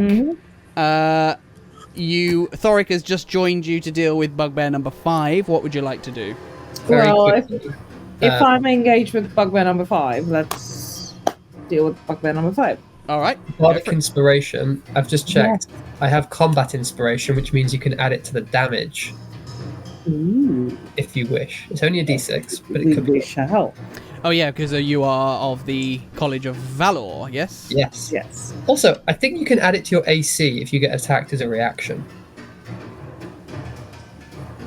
If that's what it says, Okay. then that's what it says. Or when an attack roll is made against the creature, it can use its reaction to roll the die and add the number rolled to its AC against that attack after seeing the roll before knowing whether it hits or misses. Okay. So that would be instead of doing an attack of opportunity, so you'd use your reaction to use it. So it does come at a bit of a cost, but it's a minor cost, really. Since Thorik is flanking me, right? Yes, correct. So you have So I advantage on get- the attack. Advantage. Thank you. Yeah. Natural 20. Oh, baby! All right, roll double damage dice plus your usual modifier. Okay. Bear with while I get more d6s out. Oh. That's gotta feel Four. Yeah. 4d6. good. Woo! We go 6. That is 10 plus 13 plus. I want to use the combat inspiration. So is that another d6? D6. So how much did I just say? 13. Plus another 19. 19 points of damage. Yes. Gets him very bloodied. He was so far untouched, so you've got him to very bloodied. Not quite critical condition, but certainly on the upper end of bloodied. Anything else you'd like to do? In fact, would you like to describe this critical hit? It sounds like it deserves one. I think I get a slash up and a slash down. And maybe a thrust in as well. Ooh. In one And it go. lets out a roar. It lets out some sort of curse that you can't quite understand because it's in Goblin. Okay. That's me. All right. Sergei. Hello. There is Am one I- untouched bugbear and one very bloodied bugbear. and one very bloody Johann. And one dying Yes. Johann. Am I in distance to Johann? Flies start buzzing around Johann's body. You could certainly get to him in your move action, yes. Okay, I will do that. And then I will ignore him. No. I will No. run up to him, slide in. My question is, in terms of your positioning here, you can Uh-huh. either move in behind Saga next to Johann, and not engage with the bugbear that is kind of standing over Johann, or you can get in right next to Johann and be engaged with that bugbear. I will do that to protect Alright. Johann. Okay. I will slide in feet first, and when my foot touches Johann, I will cast Cure Wounds.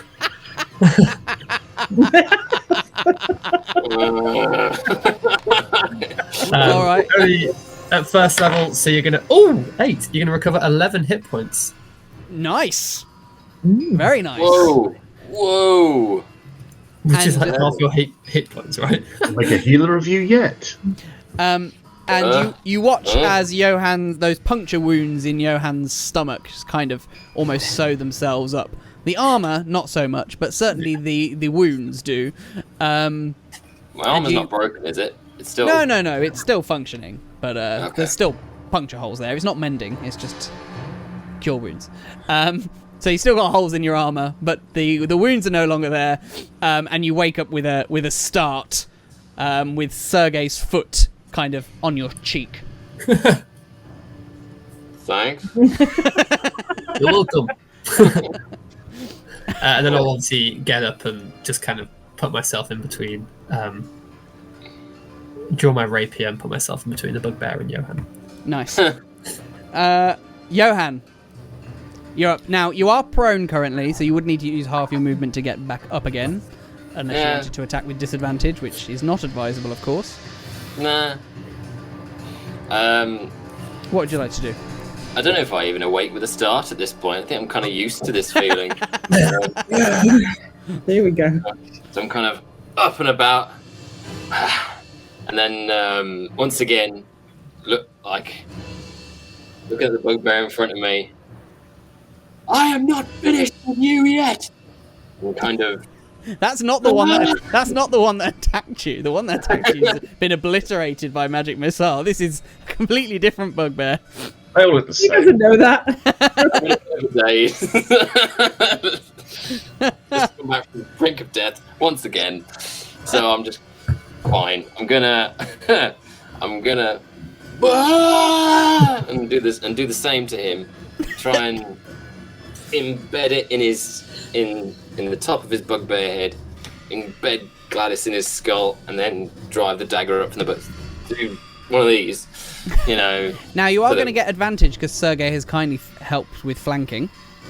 Always love that halfling. You're welcome, my sweet prince. No, No. you handsome fellow, you. Are we all in love with Johann? Sounds like it. He is very dashing.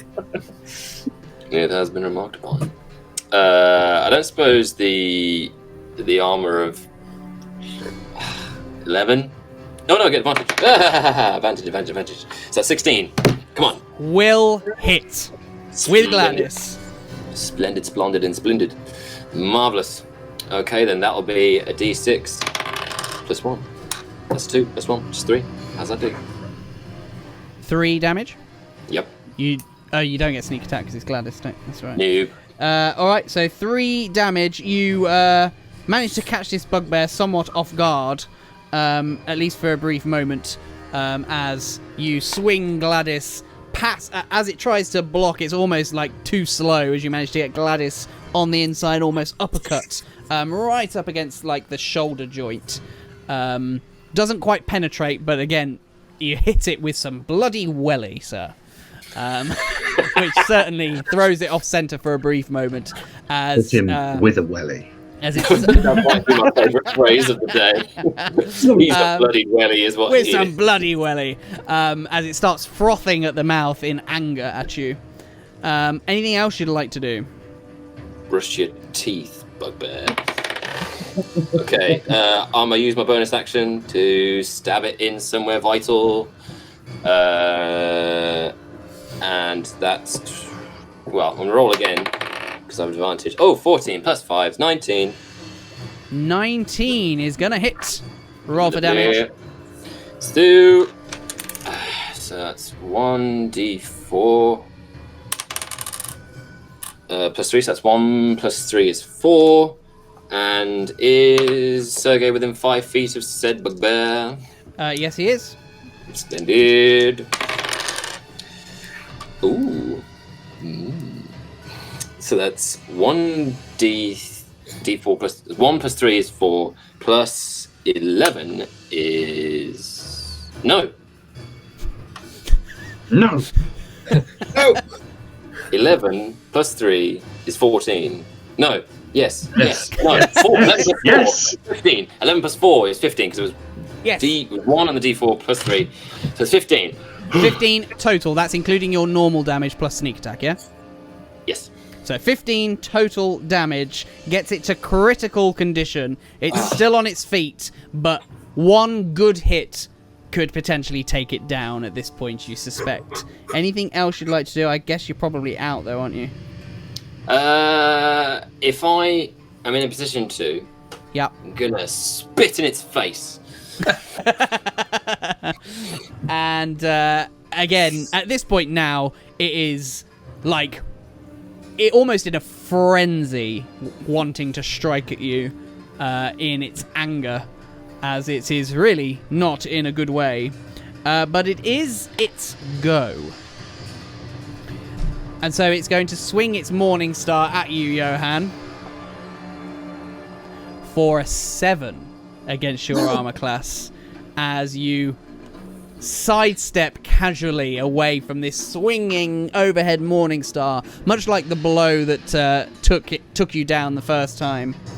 And that is going to cause the bugbear to not disengage because it's used its action. It is going to start moving towards the door. So to the door Not the door you came in through, the door on the opposite side of the room, where they were kind of huddled by at the beginning. So that doesn't provoke an attack of opportunity. It will provoke an attack of opportunity from both you, Johann, and Sergei. I'm attacked with my dagger this time, though, rather than Gladys. All right. It's rapier time. Sorry. I'm sorry. Excuse me. A nice solid 5 on the rapier. That's going to miss, I'm afraid. Which Yep. is probably not a surprise. That's a 13 with my dagger. That's also going to miss. Oh no! As this bugbear just moves with speed towards the door. It only gets to the door. It can't get through the door at this point because it's not that fast. Now we have bugbear number 5, who is on Saga and Thorik. Now, of the two of them, Thorik is probably looking the most vulnerable. Although, granted, not by much. So it is going to swing its Morning Star at you, Thorik. Good. You know what? Good. For 10 against your armor class, which is presumably going to miss. Very good. Just take it on the shield. Yeah. Sort of like flexing his muscle. He just holds it there like, yeah. Not gone well for you now, is it, mate? And seeing its friend retreat, and indeed the trash talk from you, Thorik, causes it too to begin to flee. Again, not disengaging because it's tried to attack. So, Saga and Thorik, you both get to make an attack of opportunity. Unless... No, I don't think anybody has done so this turn, so you're free to do your I have a attack. feeling they're about to show us up here, Johann. Warhammer comes out from across the back. Crack. Do you get advantage on opportunity attack if we're flanking? I don't know, but I'm going to say yes. Wait. Did you not roll with advantage, Johann? No. No, that's fine. Let them roll again. Let them roll again. It's okay. Johann's just woken up, so you can be forgiven for throwing a casual kind of... Sergei's concentrating. 21 to hit. 18 to hit. Oh! Yes, that's 2 for 2. Roll for damage on both, please. This is how you're meant to do it, Johann. Johann pretends he's not taking notes. 11 damage. Thorik, 10. how are you in unison finishing him? What weapon are you using? Double team. Great sword. Amazing. Warhammer. I crack him across like the base of the spine so he gets stunned and then leave the finishing to Saga. You did base of the spine. Well, imagine he's been pushed towards me, so I just come in through the stomach. Oh. Which leaves one bugbear left standing, cowering near the door. As Thorik, it's your go. How damaged does this bugbear look? Critical condition. One good hit, you reckon, could take it out. Can I make it to him Yes. with a move? Oh, well, I'm just going to run over there and... As his hands Because you have boots of striding and springing now. Yeah, I can go 30 feet. Yeah, so yes, you can. You can make it there. So I spring towards him. And as his hand goes for the door, I'm just going to like... just crack it. Bring the hammer down. Bring the hammer... Bring over put the hammer down. 19. Will hit. Roll for damage. La la la la la la la la la la la. 8 on the die, so that's 11 points of damage. How are you finishing him? Yeah! Oh, just as he reaches for the door, just cracks him across the wrist, and then just shield to the throat, just punch him in the throat. Just, Oh, yeah. claps the windpipe down. He goes. And that now brings us officially out of initiative. Oh, How's everyone looking? absolutely fine. I'm more than half, so I'm good. I'm okay. Johann is not okay. How many potions do we have between us? No, Zero. no more medicine. One was enough. I have I've one just- healing potion. I've asked you a question, answer it. Do you have any more healing potions? I only had one. Sergei? I have none. I swear we have more than this between us. Unless I have Sergei's two. taken this. I have one. Sergei, I gave you a healing potion a little while back. I think Don't I've tell used me. it. Don't tell me you've lost it. No, I used it. I think during a fight with glass stuff, maybe? I cannot Maybe. remember. Yeah, that sounds. It seems to ring a bell. In fact, I think I used it on Johann. What? How far below? I am. Basically, I've 11 out of 21. On a scale of 1 to 21, how are you feeling? 11. A strong 11. I think. Another short rest? Yeah, maybe. I mean, if it's available to us.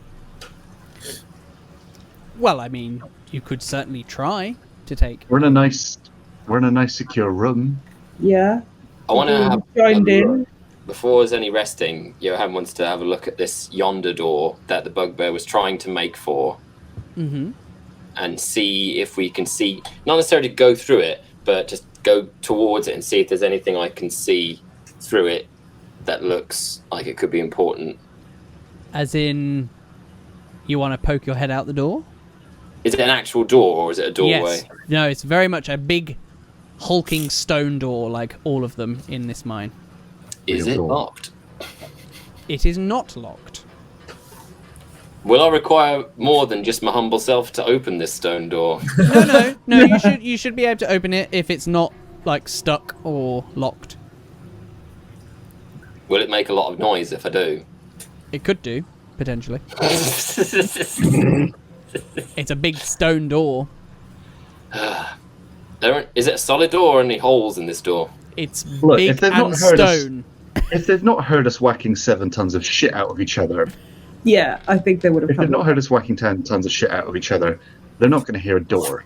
How about we all hide and I push it open with a mage hand so we can kind of see at a distance, maybe? And I'll yell surprise at whoever comes through it.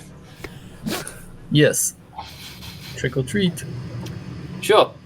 We don't have to hide, but use the Well, mage we can hand just to stand open it. back. It just means in case there's anything prepared to attack on the other side. Or if there's a trap. That as well. All right, so you're going to do that? All right. Yes. So you cast a mage hand. Would you like to describe what your hand looks like?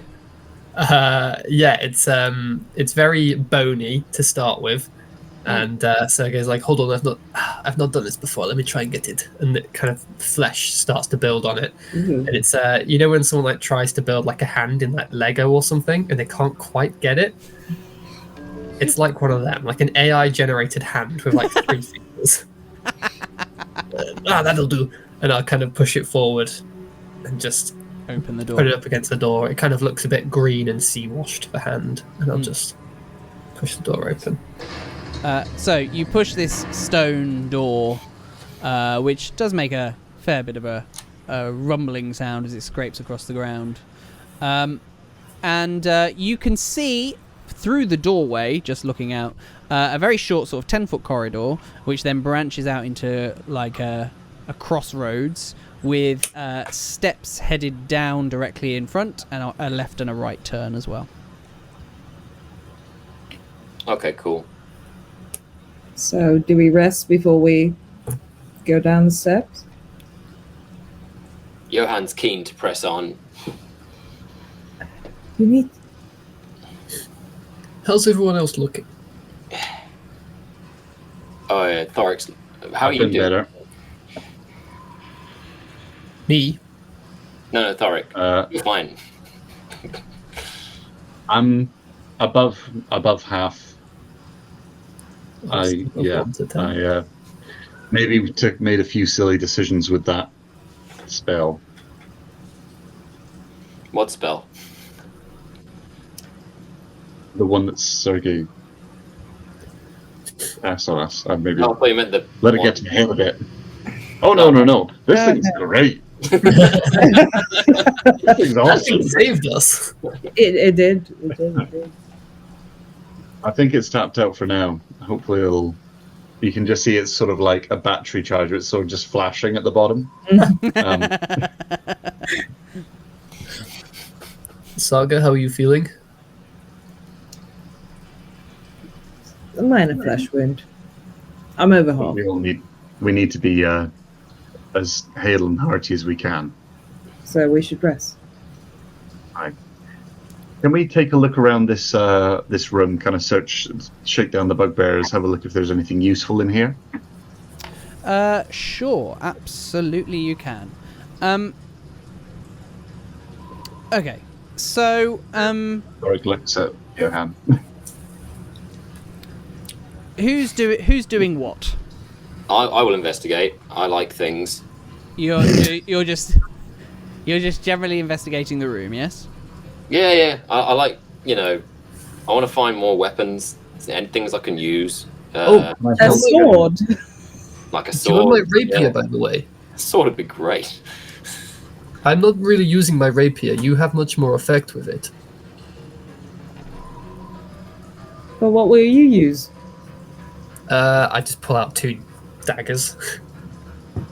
It's up to your hand. I cannot. That is your weapon. Oh no, I found it on a dead body many years ago. It really has no special value to me. Johann kind of quite slowly, quite seriously walks over to Sergei and kind of looks at the weapon and sincerely looks in his eyes and just goes, "Really?" Kneel. And he kind of holds out his hands ceremonially. Because the passing of a weapon from one person to another is a big deal in the Vigilant. The idea is that you keep your weapon forever and you only surrender it when you die. So to give me yours is sort of like giving me a limb or a kidney. You know what I mean? Johann. Thorik nudges Saga and just says, "You didn't make this much fuss when he borrowed Gladys." If you give me your hammer, I'd have reacted the same. Yeah, I think Saga raises an eyebrow, like, why is this so special? We're jealous in the corner. I'm gonna take out the sword. I will tap it on either shoulder. Look at the hands, look a little bit confused, and then just spit in either hand.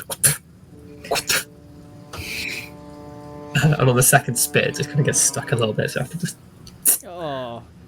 And then I'll go, "I, Sergei the Whaler Petrovic, give you my trusty blade, Stephen." I'll just put it in the hands. Johann kind of doesn't know whether to take the spitting seriously or not, and so it's just kind of...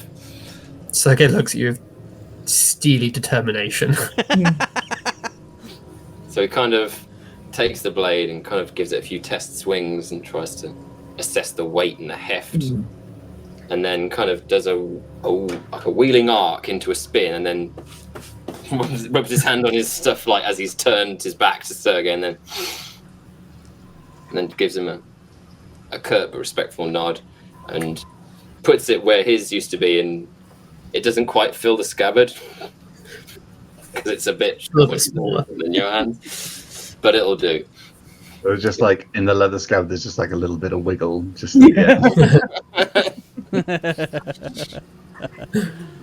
And then for the next hour, if we do a short rest, I'd like to see if I can maybe attune to the intertwined rings, see if that does anything. Sergei, how do you spell Stephen? Or STEEVIN.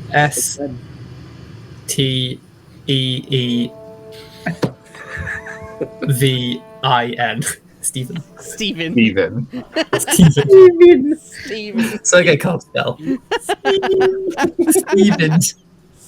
Please tell me it's really badly carved into like the beginning of Blade. Yeah.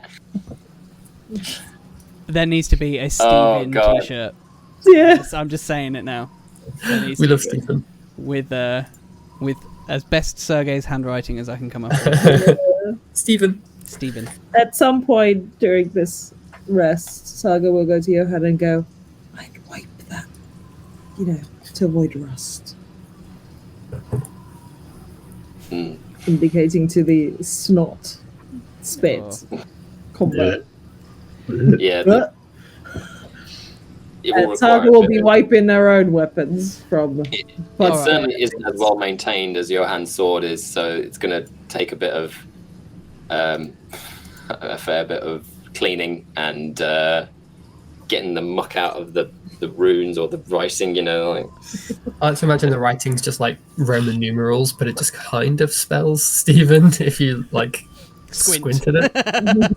it's like if Johann had marigolds on, trying to like get the dried blood out of the hilt, like trying to with a little toothbrush cut into implement, just kind of like it is a horror movie on this blade. So, whilst all this has been going on, Thorik, you've been looting the bugbears. The largest of them seems to be carrying a pouch that contains a bit of coinage, not much, but a bit, and a bottle. Coinage first is 15 copper pieces and 13 electrum, which I know you love electrum pieces so much. So 15 copper, 13 electrum, and then obviously this bottle, which has a crimson liquid in it, which regularly seems to pulse with a dull light, which kind of reminds you somewhat of a heartbeat. Who's taking the gold? Is Thorik taking the coinage? I pass it to you, the treasurer. Okay, how much was it? 15. 15 copper, Copper. 13 electrum. Bloody electrum. The 50 pence I'd piece like to- of D&D. I'd like to take unstopper the bottle and to identify it, just dip my pinky in it and just put it to my tongue. This, you believe... Actually, give me an Arcana check, actually.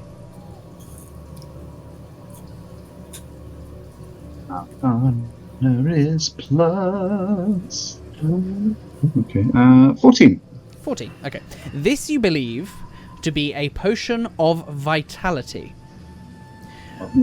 When you drink this potion, it removes any exhaustion you are suffering and cures any disease or poison affecting you. For the next 24 hours, you regain the maximum number of hit points for any hit die you spend. Interesting. It is a very rare potion. Cool. I relay that to the party, and then I say,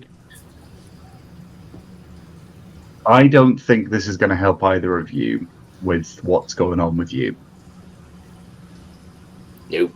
Yeah. It's a curse, isn't it? Mm. Because I tried to detect disease on you, Johann, and it didn't. Came up with nothing. Yep.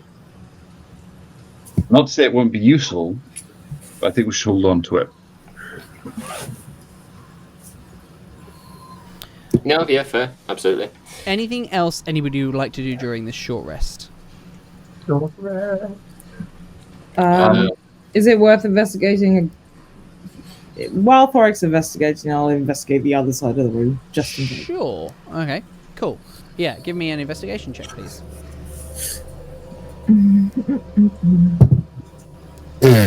3. Yeah, aside from what the bugbears have on them, which is like weapons and armor, you don't find anything else of value in this I'm room. kicking rocks. Yeah. I'm just kicking rocks around the room, looking vaguely sad. That's what I'm doing. You do think, though, as you're kind of looking around, and this is kind of collectively for all of you, as I say, there are these stone bunks that line the walls, which you suspect may very well be some sort of old barracks. Perhaps possibly for the miners here many moons ago. Okay. Interestingly, unlike many other parts of the mines, there don't appear to be any corpses here.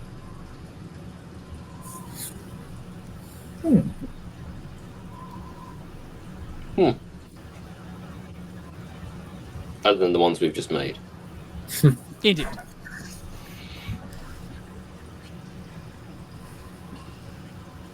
Cool. Anything else anybody would like to do during this hour? No, I'm just going to sit and try to tune to this thing. Oh, yes. I'd like to shift some of the bugbears' bodies in front of the door that we came through. Okay. And if it's locked, if one of them had a key on them, I'd like to lock it. Okay. And the door that the other one was heading through, I would like to take my short rest with my back against it. So while I'm short resting, keep an ear out. Okay. And Johann would like to take a short rest facing towards the door, the other door that the bugbear tried to get through. So Thorik's got his back up against it, and you're kind of watching Thorik. Yeah, try not to like try a not for staring him to notice contest. I'm looking at him. You know, I used my second wind ability just to get 4 hit points. Okay. Sergei, as you spend time trying to attune to these rings, nothing seems to happen. But anybody that does want to spend any hit dice is welcome to do so as your short rest comes to an end. Will do. I'm almost. Did you sing a nice song for us, Sergei? Yeah, could we say that I was singing a song through the short rest, or would that interfere with that action of like a little humming a sea shanty to get Song of Rest? How long does it take to do Song of Rest? It's just a short rest for us, so. It's not a spell, is it? It's No, I would say if you're because you have to spend an hour attuning to it, I would probably say you can do one or the other. okay. Well, we'll say then I did the attuning. Yeah. So Yeah. sadly not, I'm afraid. All right. I'm nearly up to full. I'm almost full as well. Oh, good. So, now with you having rested, luckily undisturbed, what would you like to do? Head out the door. Yeah. Yep, we press on. Yes. There's a path left and right, yes? Or you go downstairs and left. So you're heading out the door that Sergei used the mage hand to look through, yeah? All right. So you head out the door then, and there, as I say, there is a crossroads. There is a pathway directly in front of you which leads down to some steps. There is a turning to your left which leads, you can see certainly, to a dead end, like a partially excavated wall. Oh no, forgive me. No, it doesn't. It just is a tunnel. And then that leads to the south. And then there is a turning to your right, to the north, which leads to a flight of steps upwards. Thorik and Johann, the steps down directly in front of you, you certainly recognise as leading into the room with the dark pool in it, where you found the wand of magic missiles. Ah, so that's not good. Well, in which case, if that's going to lead us, if left would lead us south, that's towards the entrance. We should turn right and up the stairs, head deeper in. I agree. Agreed. Which way does left lead? Does left lead south, or does it lead Yes, left west? leads south. Yeah. South, gotcha. So you're going to head right and up the steps, yeah? Yes, please. Okay. You head up this flight of steps, and then you come to what is essentially a T-junction. A turning to your left, which heads down a tunnel, and a turning to your right, which leads down a flight of stairs into what looks like a cavern.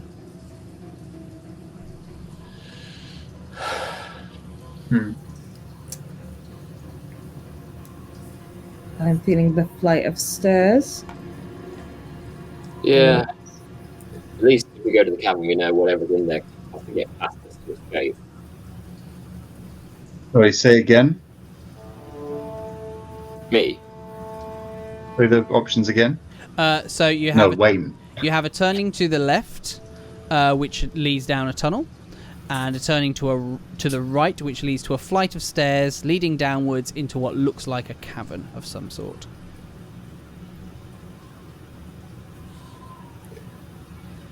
Can we check out the tunnel? There's a tunnel lead north, as it were. It might be. We probably couldn't tell at this point, but Yeah, you're probably a bit disoriented at this point, yeah. to be honest. But from what you can tell, it leads to the west, and the stairs lead to the east.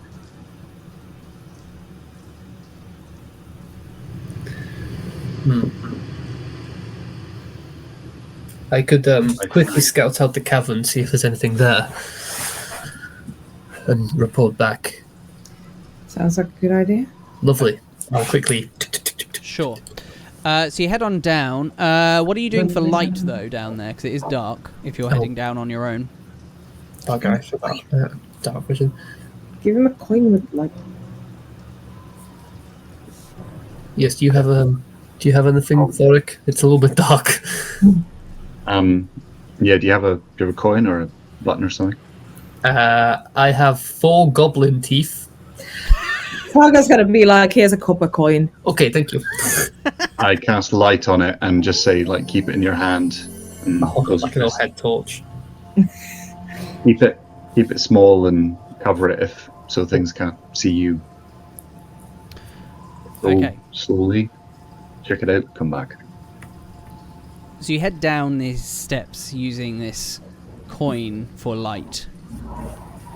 And this staircase leads down into a very big cavern, which actually extends beyond the light that you're carrying with you. But you can see, about halfway across this chamber, there is a very wide rift that seems to fill the eastern half of this cavern. As you're looking to your left, there is a stream that pours out from kind of behind you, almost, and then tumbles down into the rift. And you can see as well, you can just make out in the ground, next to where the rift begins, several ropes look to have been secured to iron stakes, leading presumably down into the rift. Interesting. Does the rift look perchance like it could have once had some kind of river or stream come through it? Does it look similar to the one we short rested in at the very beginning of the session? No. So the one that you rested in before was very much man-made. This seems to be very natural. Okay, Actually, I will pitter-patter my way back, relay the information, and go, I didn't see anything over there, which is either a good or a bad thing. Are there any signs of a camp near the stakes or the ropes? Are you going into the chamber as well? Or are you asking Sergei? Can we see it from? Well, can Sergei see it from where he is? Well, first of all, Sergei, could I get a stealth check from you, please? Oh, bugger. Oh, 16.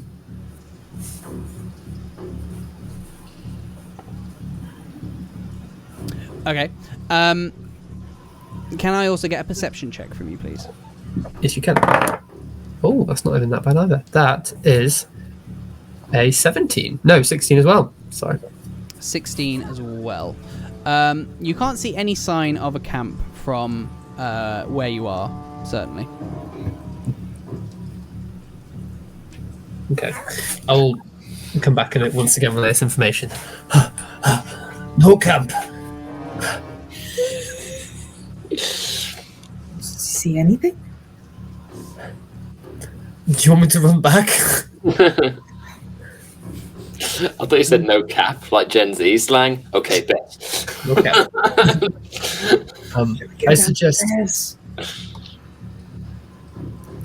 maybe the other corridor. Let's explore that. That cavern seems, though interesting, I don't like it. neither. You say there are ropes there? Duh. Something's clearly gone down there, and I don't like it. It could be Gundren. Not Gundren, Not because he's by Gundren, his brother, the you mean? cave. Yes, sorry. What's his name? Thundren. Nundren. Nundro and Tharden were his brothers. Tharden's dead, so it's Nundro. It could be Gundren's brother. Nundro isn't here just knocking around free willy. He's been taken as well, surely. Whatever's captured him could be down this hole. It's a chance. Let's check out this hole, the one that we haven't explored, to the west. Okay. All right. You head down the corridor to the west, and Sorry, just to be explicit, I think me and Saga should stay here, and I think you two sneaky boys should go and check it out. Okay.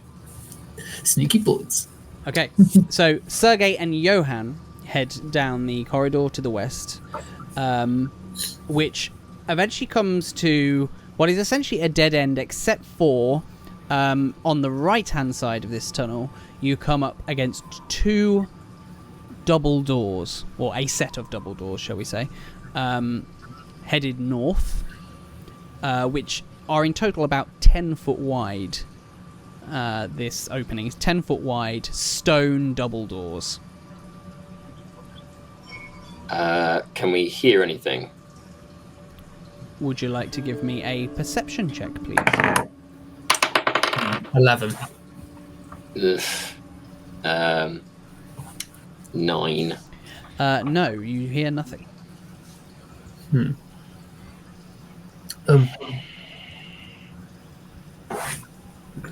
we see very much under the light of Sergei's coin? You can see double doors. Do we see, if I hide the coin, can we see any light coming from under the doors or through? Do you want to give me a perception check, please? God damn it, 11 again. Oh, another one. No, that's enough for you to certainly spot some light coming from through the doors. Okay. Only a small amount of light. It's very subtle. Something's obviously in there. Okay, let's go back. Okay, so you head back to Thorik and Saga. I'm going to take just a minute before Johann, as Johann's leaving, just to size the doors up once more, and then I'll join and follow again. Okay. I relay this information to the hard hitters.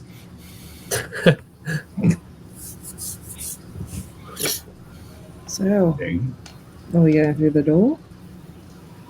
I suppose we must. I suppose the ropes, once we go down them, it's more difficult to come back. So we should probably do the doors first. Agreed. Let's go. Did you just roll? Someone rolled something.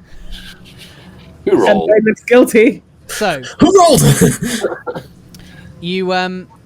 you head towards the doors. Yeah.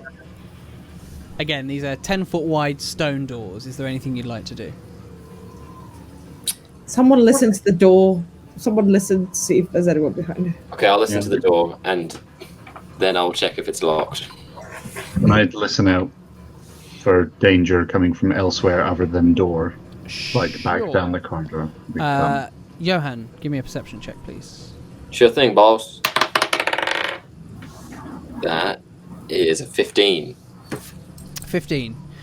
You can hear some very distant sounding mumbling, but you don't know what it's saying. No language is there then. Can I tell if it's locked? Do I need another perception check? It doesn't appear to be locked. Okay. Are we going in? I relay to the others. I roll a perception for checking out to make sure we're not being followed or Sure, give me a perception anything check, sneaking please. up on us. 18. You don't see any sign of anybody following. Okay. Are we Johann. reinforcing it or Johann reaches for sleep. Sergei's fancy hand? I could also dress up as someone. Who? Who? Gundren. Gundren. I don't think that's. I've dressed up as the Black Spider before. I was going to say, we've seen the Black Spider, haven't we? That could work. Glass staff. No, they must know he's. They might know he's dead. Maybe Black glass. Spider is there, and you look like the Black Spider. What about the shapeshifter fella? The what, sorry? Oh, that's a good. The shapeshifter fella. Oh, The bald grey thing. The thing, Yes. the creepy thing. yes. Duh. Yes, but make yourself look like that. Did we kill that thing? No, it's No. in a dungeon. But maybe it escaped. Ah, Or there's more than one. I could do that. So if you're challenged, you escape from the dungeons, and you've returned to speak to the Black Spider. Report that Glassstaff is dead. I shall. Unless you're obviously talking to Glassstaff. Oh, okay. Are we doing this? Is this happening? Do it. Sorry. are we And doing then this? Is and this then you give us a signal. You give us a signal to burst in, and the signal will be. I'll say the sun is getting real low outside. That's very long for a signal. Okay. I will caw. No. That call will do. Okay. Okay. Okay. We'll be ready I'll- behind the door if you get into trouble. Please stay either side of the door. Yep. Oh boy. Okay. So, I'm talk me going through the to plan. use my Plan? last, I'm going to use my last disguise self to disguise myself as that shapeshifter, Okay, the form that we saw, sure. and then I'm assuming you guys are just going to hide a little bit around the corner Yeah. or against the wall. It's going to be either side of the door. Just Like Yeah.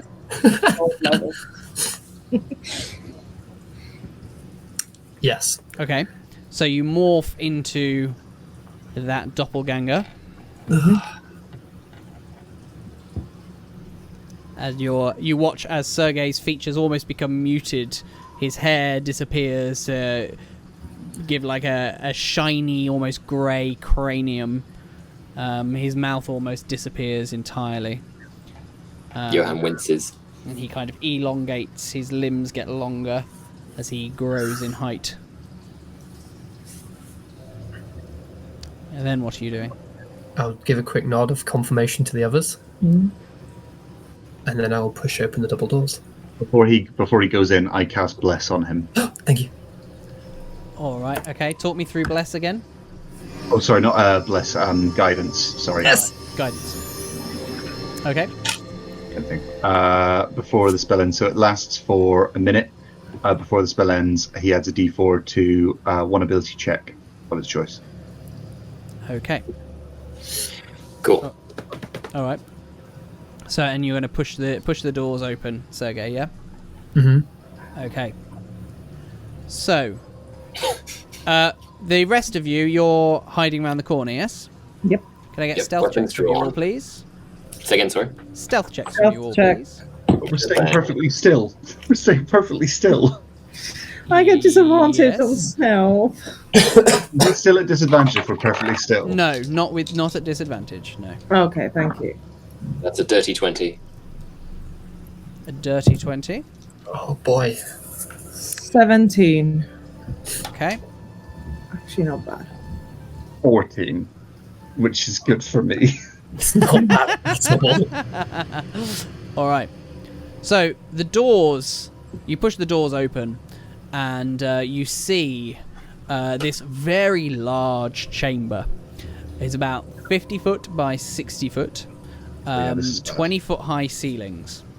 And you can see on either side of you 6 cracked marble pillars lining the wall of this hall, at the north end of which stands a 9-foot tall statue of a dwarf seated on a throne with a mighty stone warhammer across its lap. And it also has large emeralds for eyes.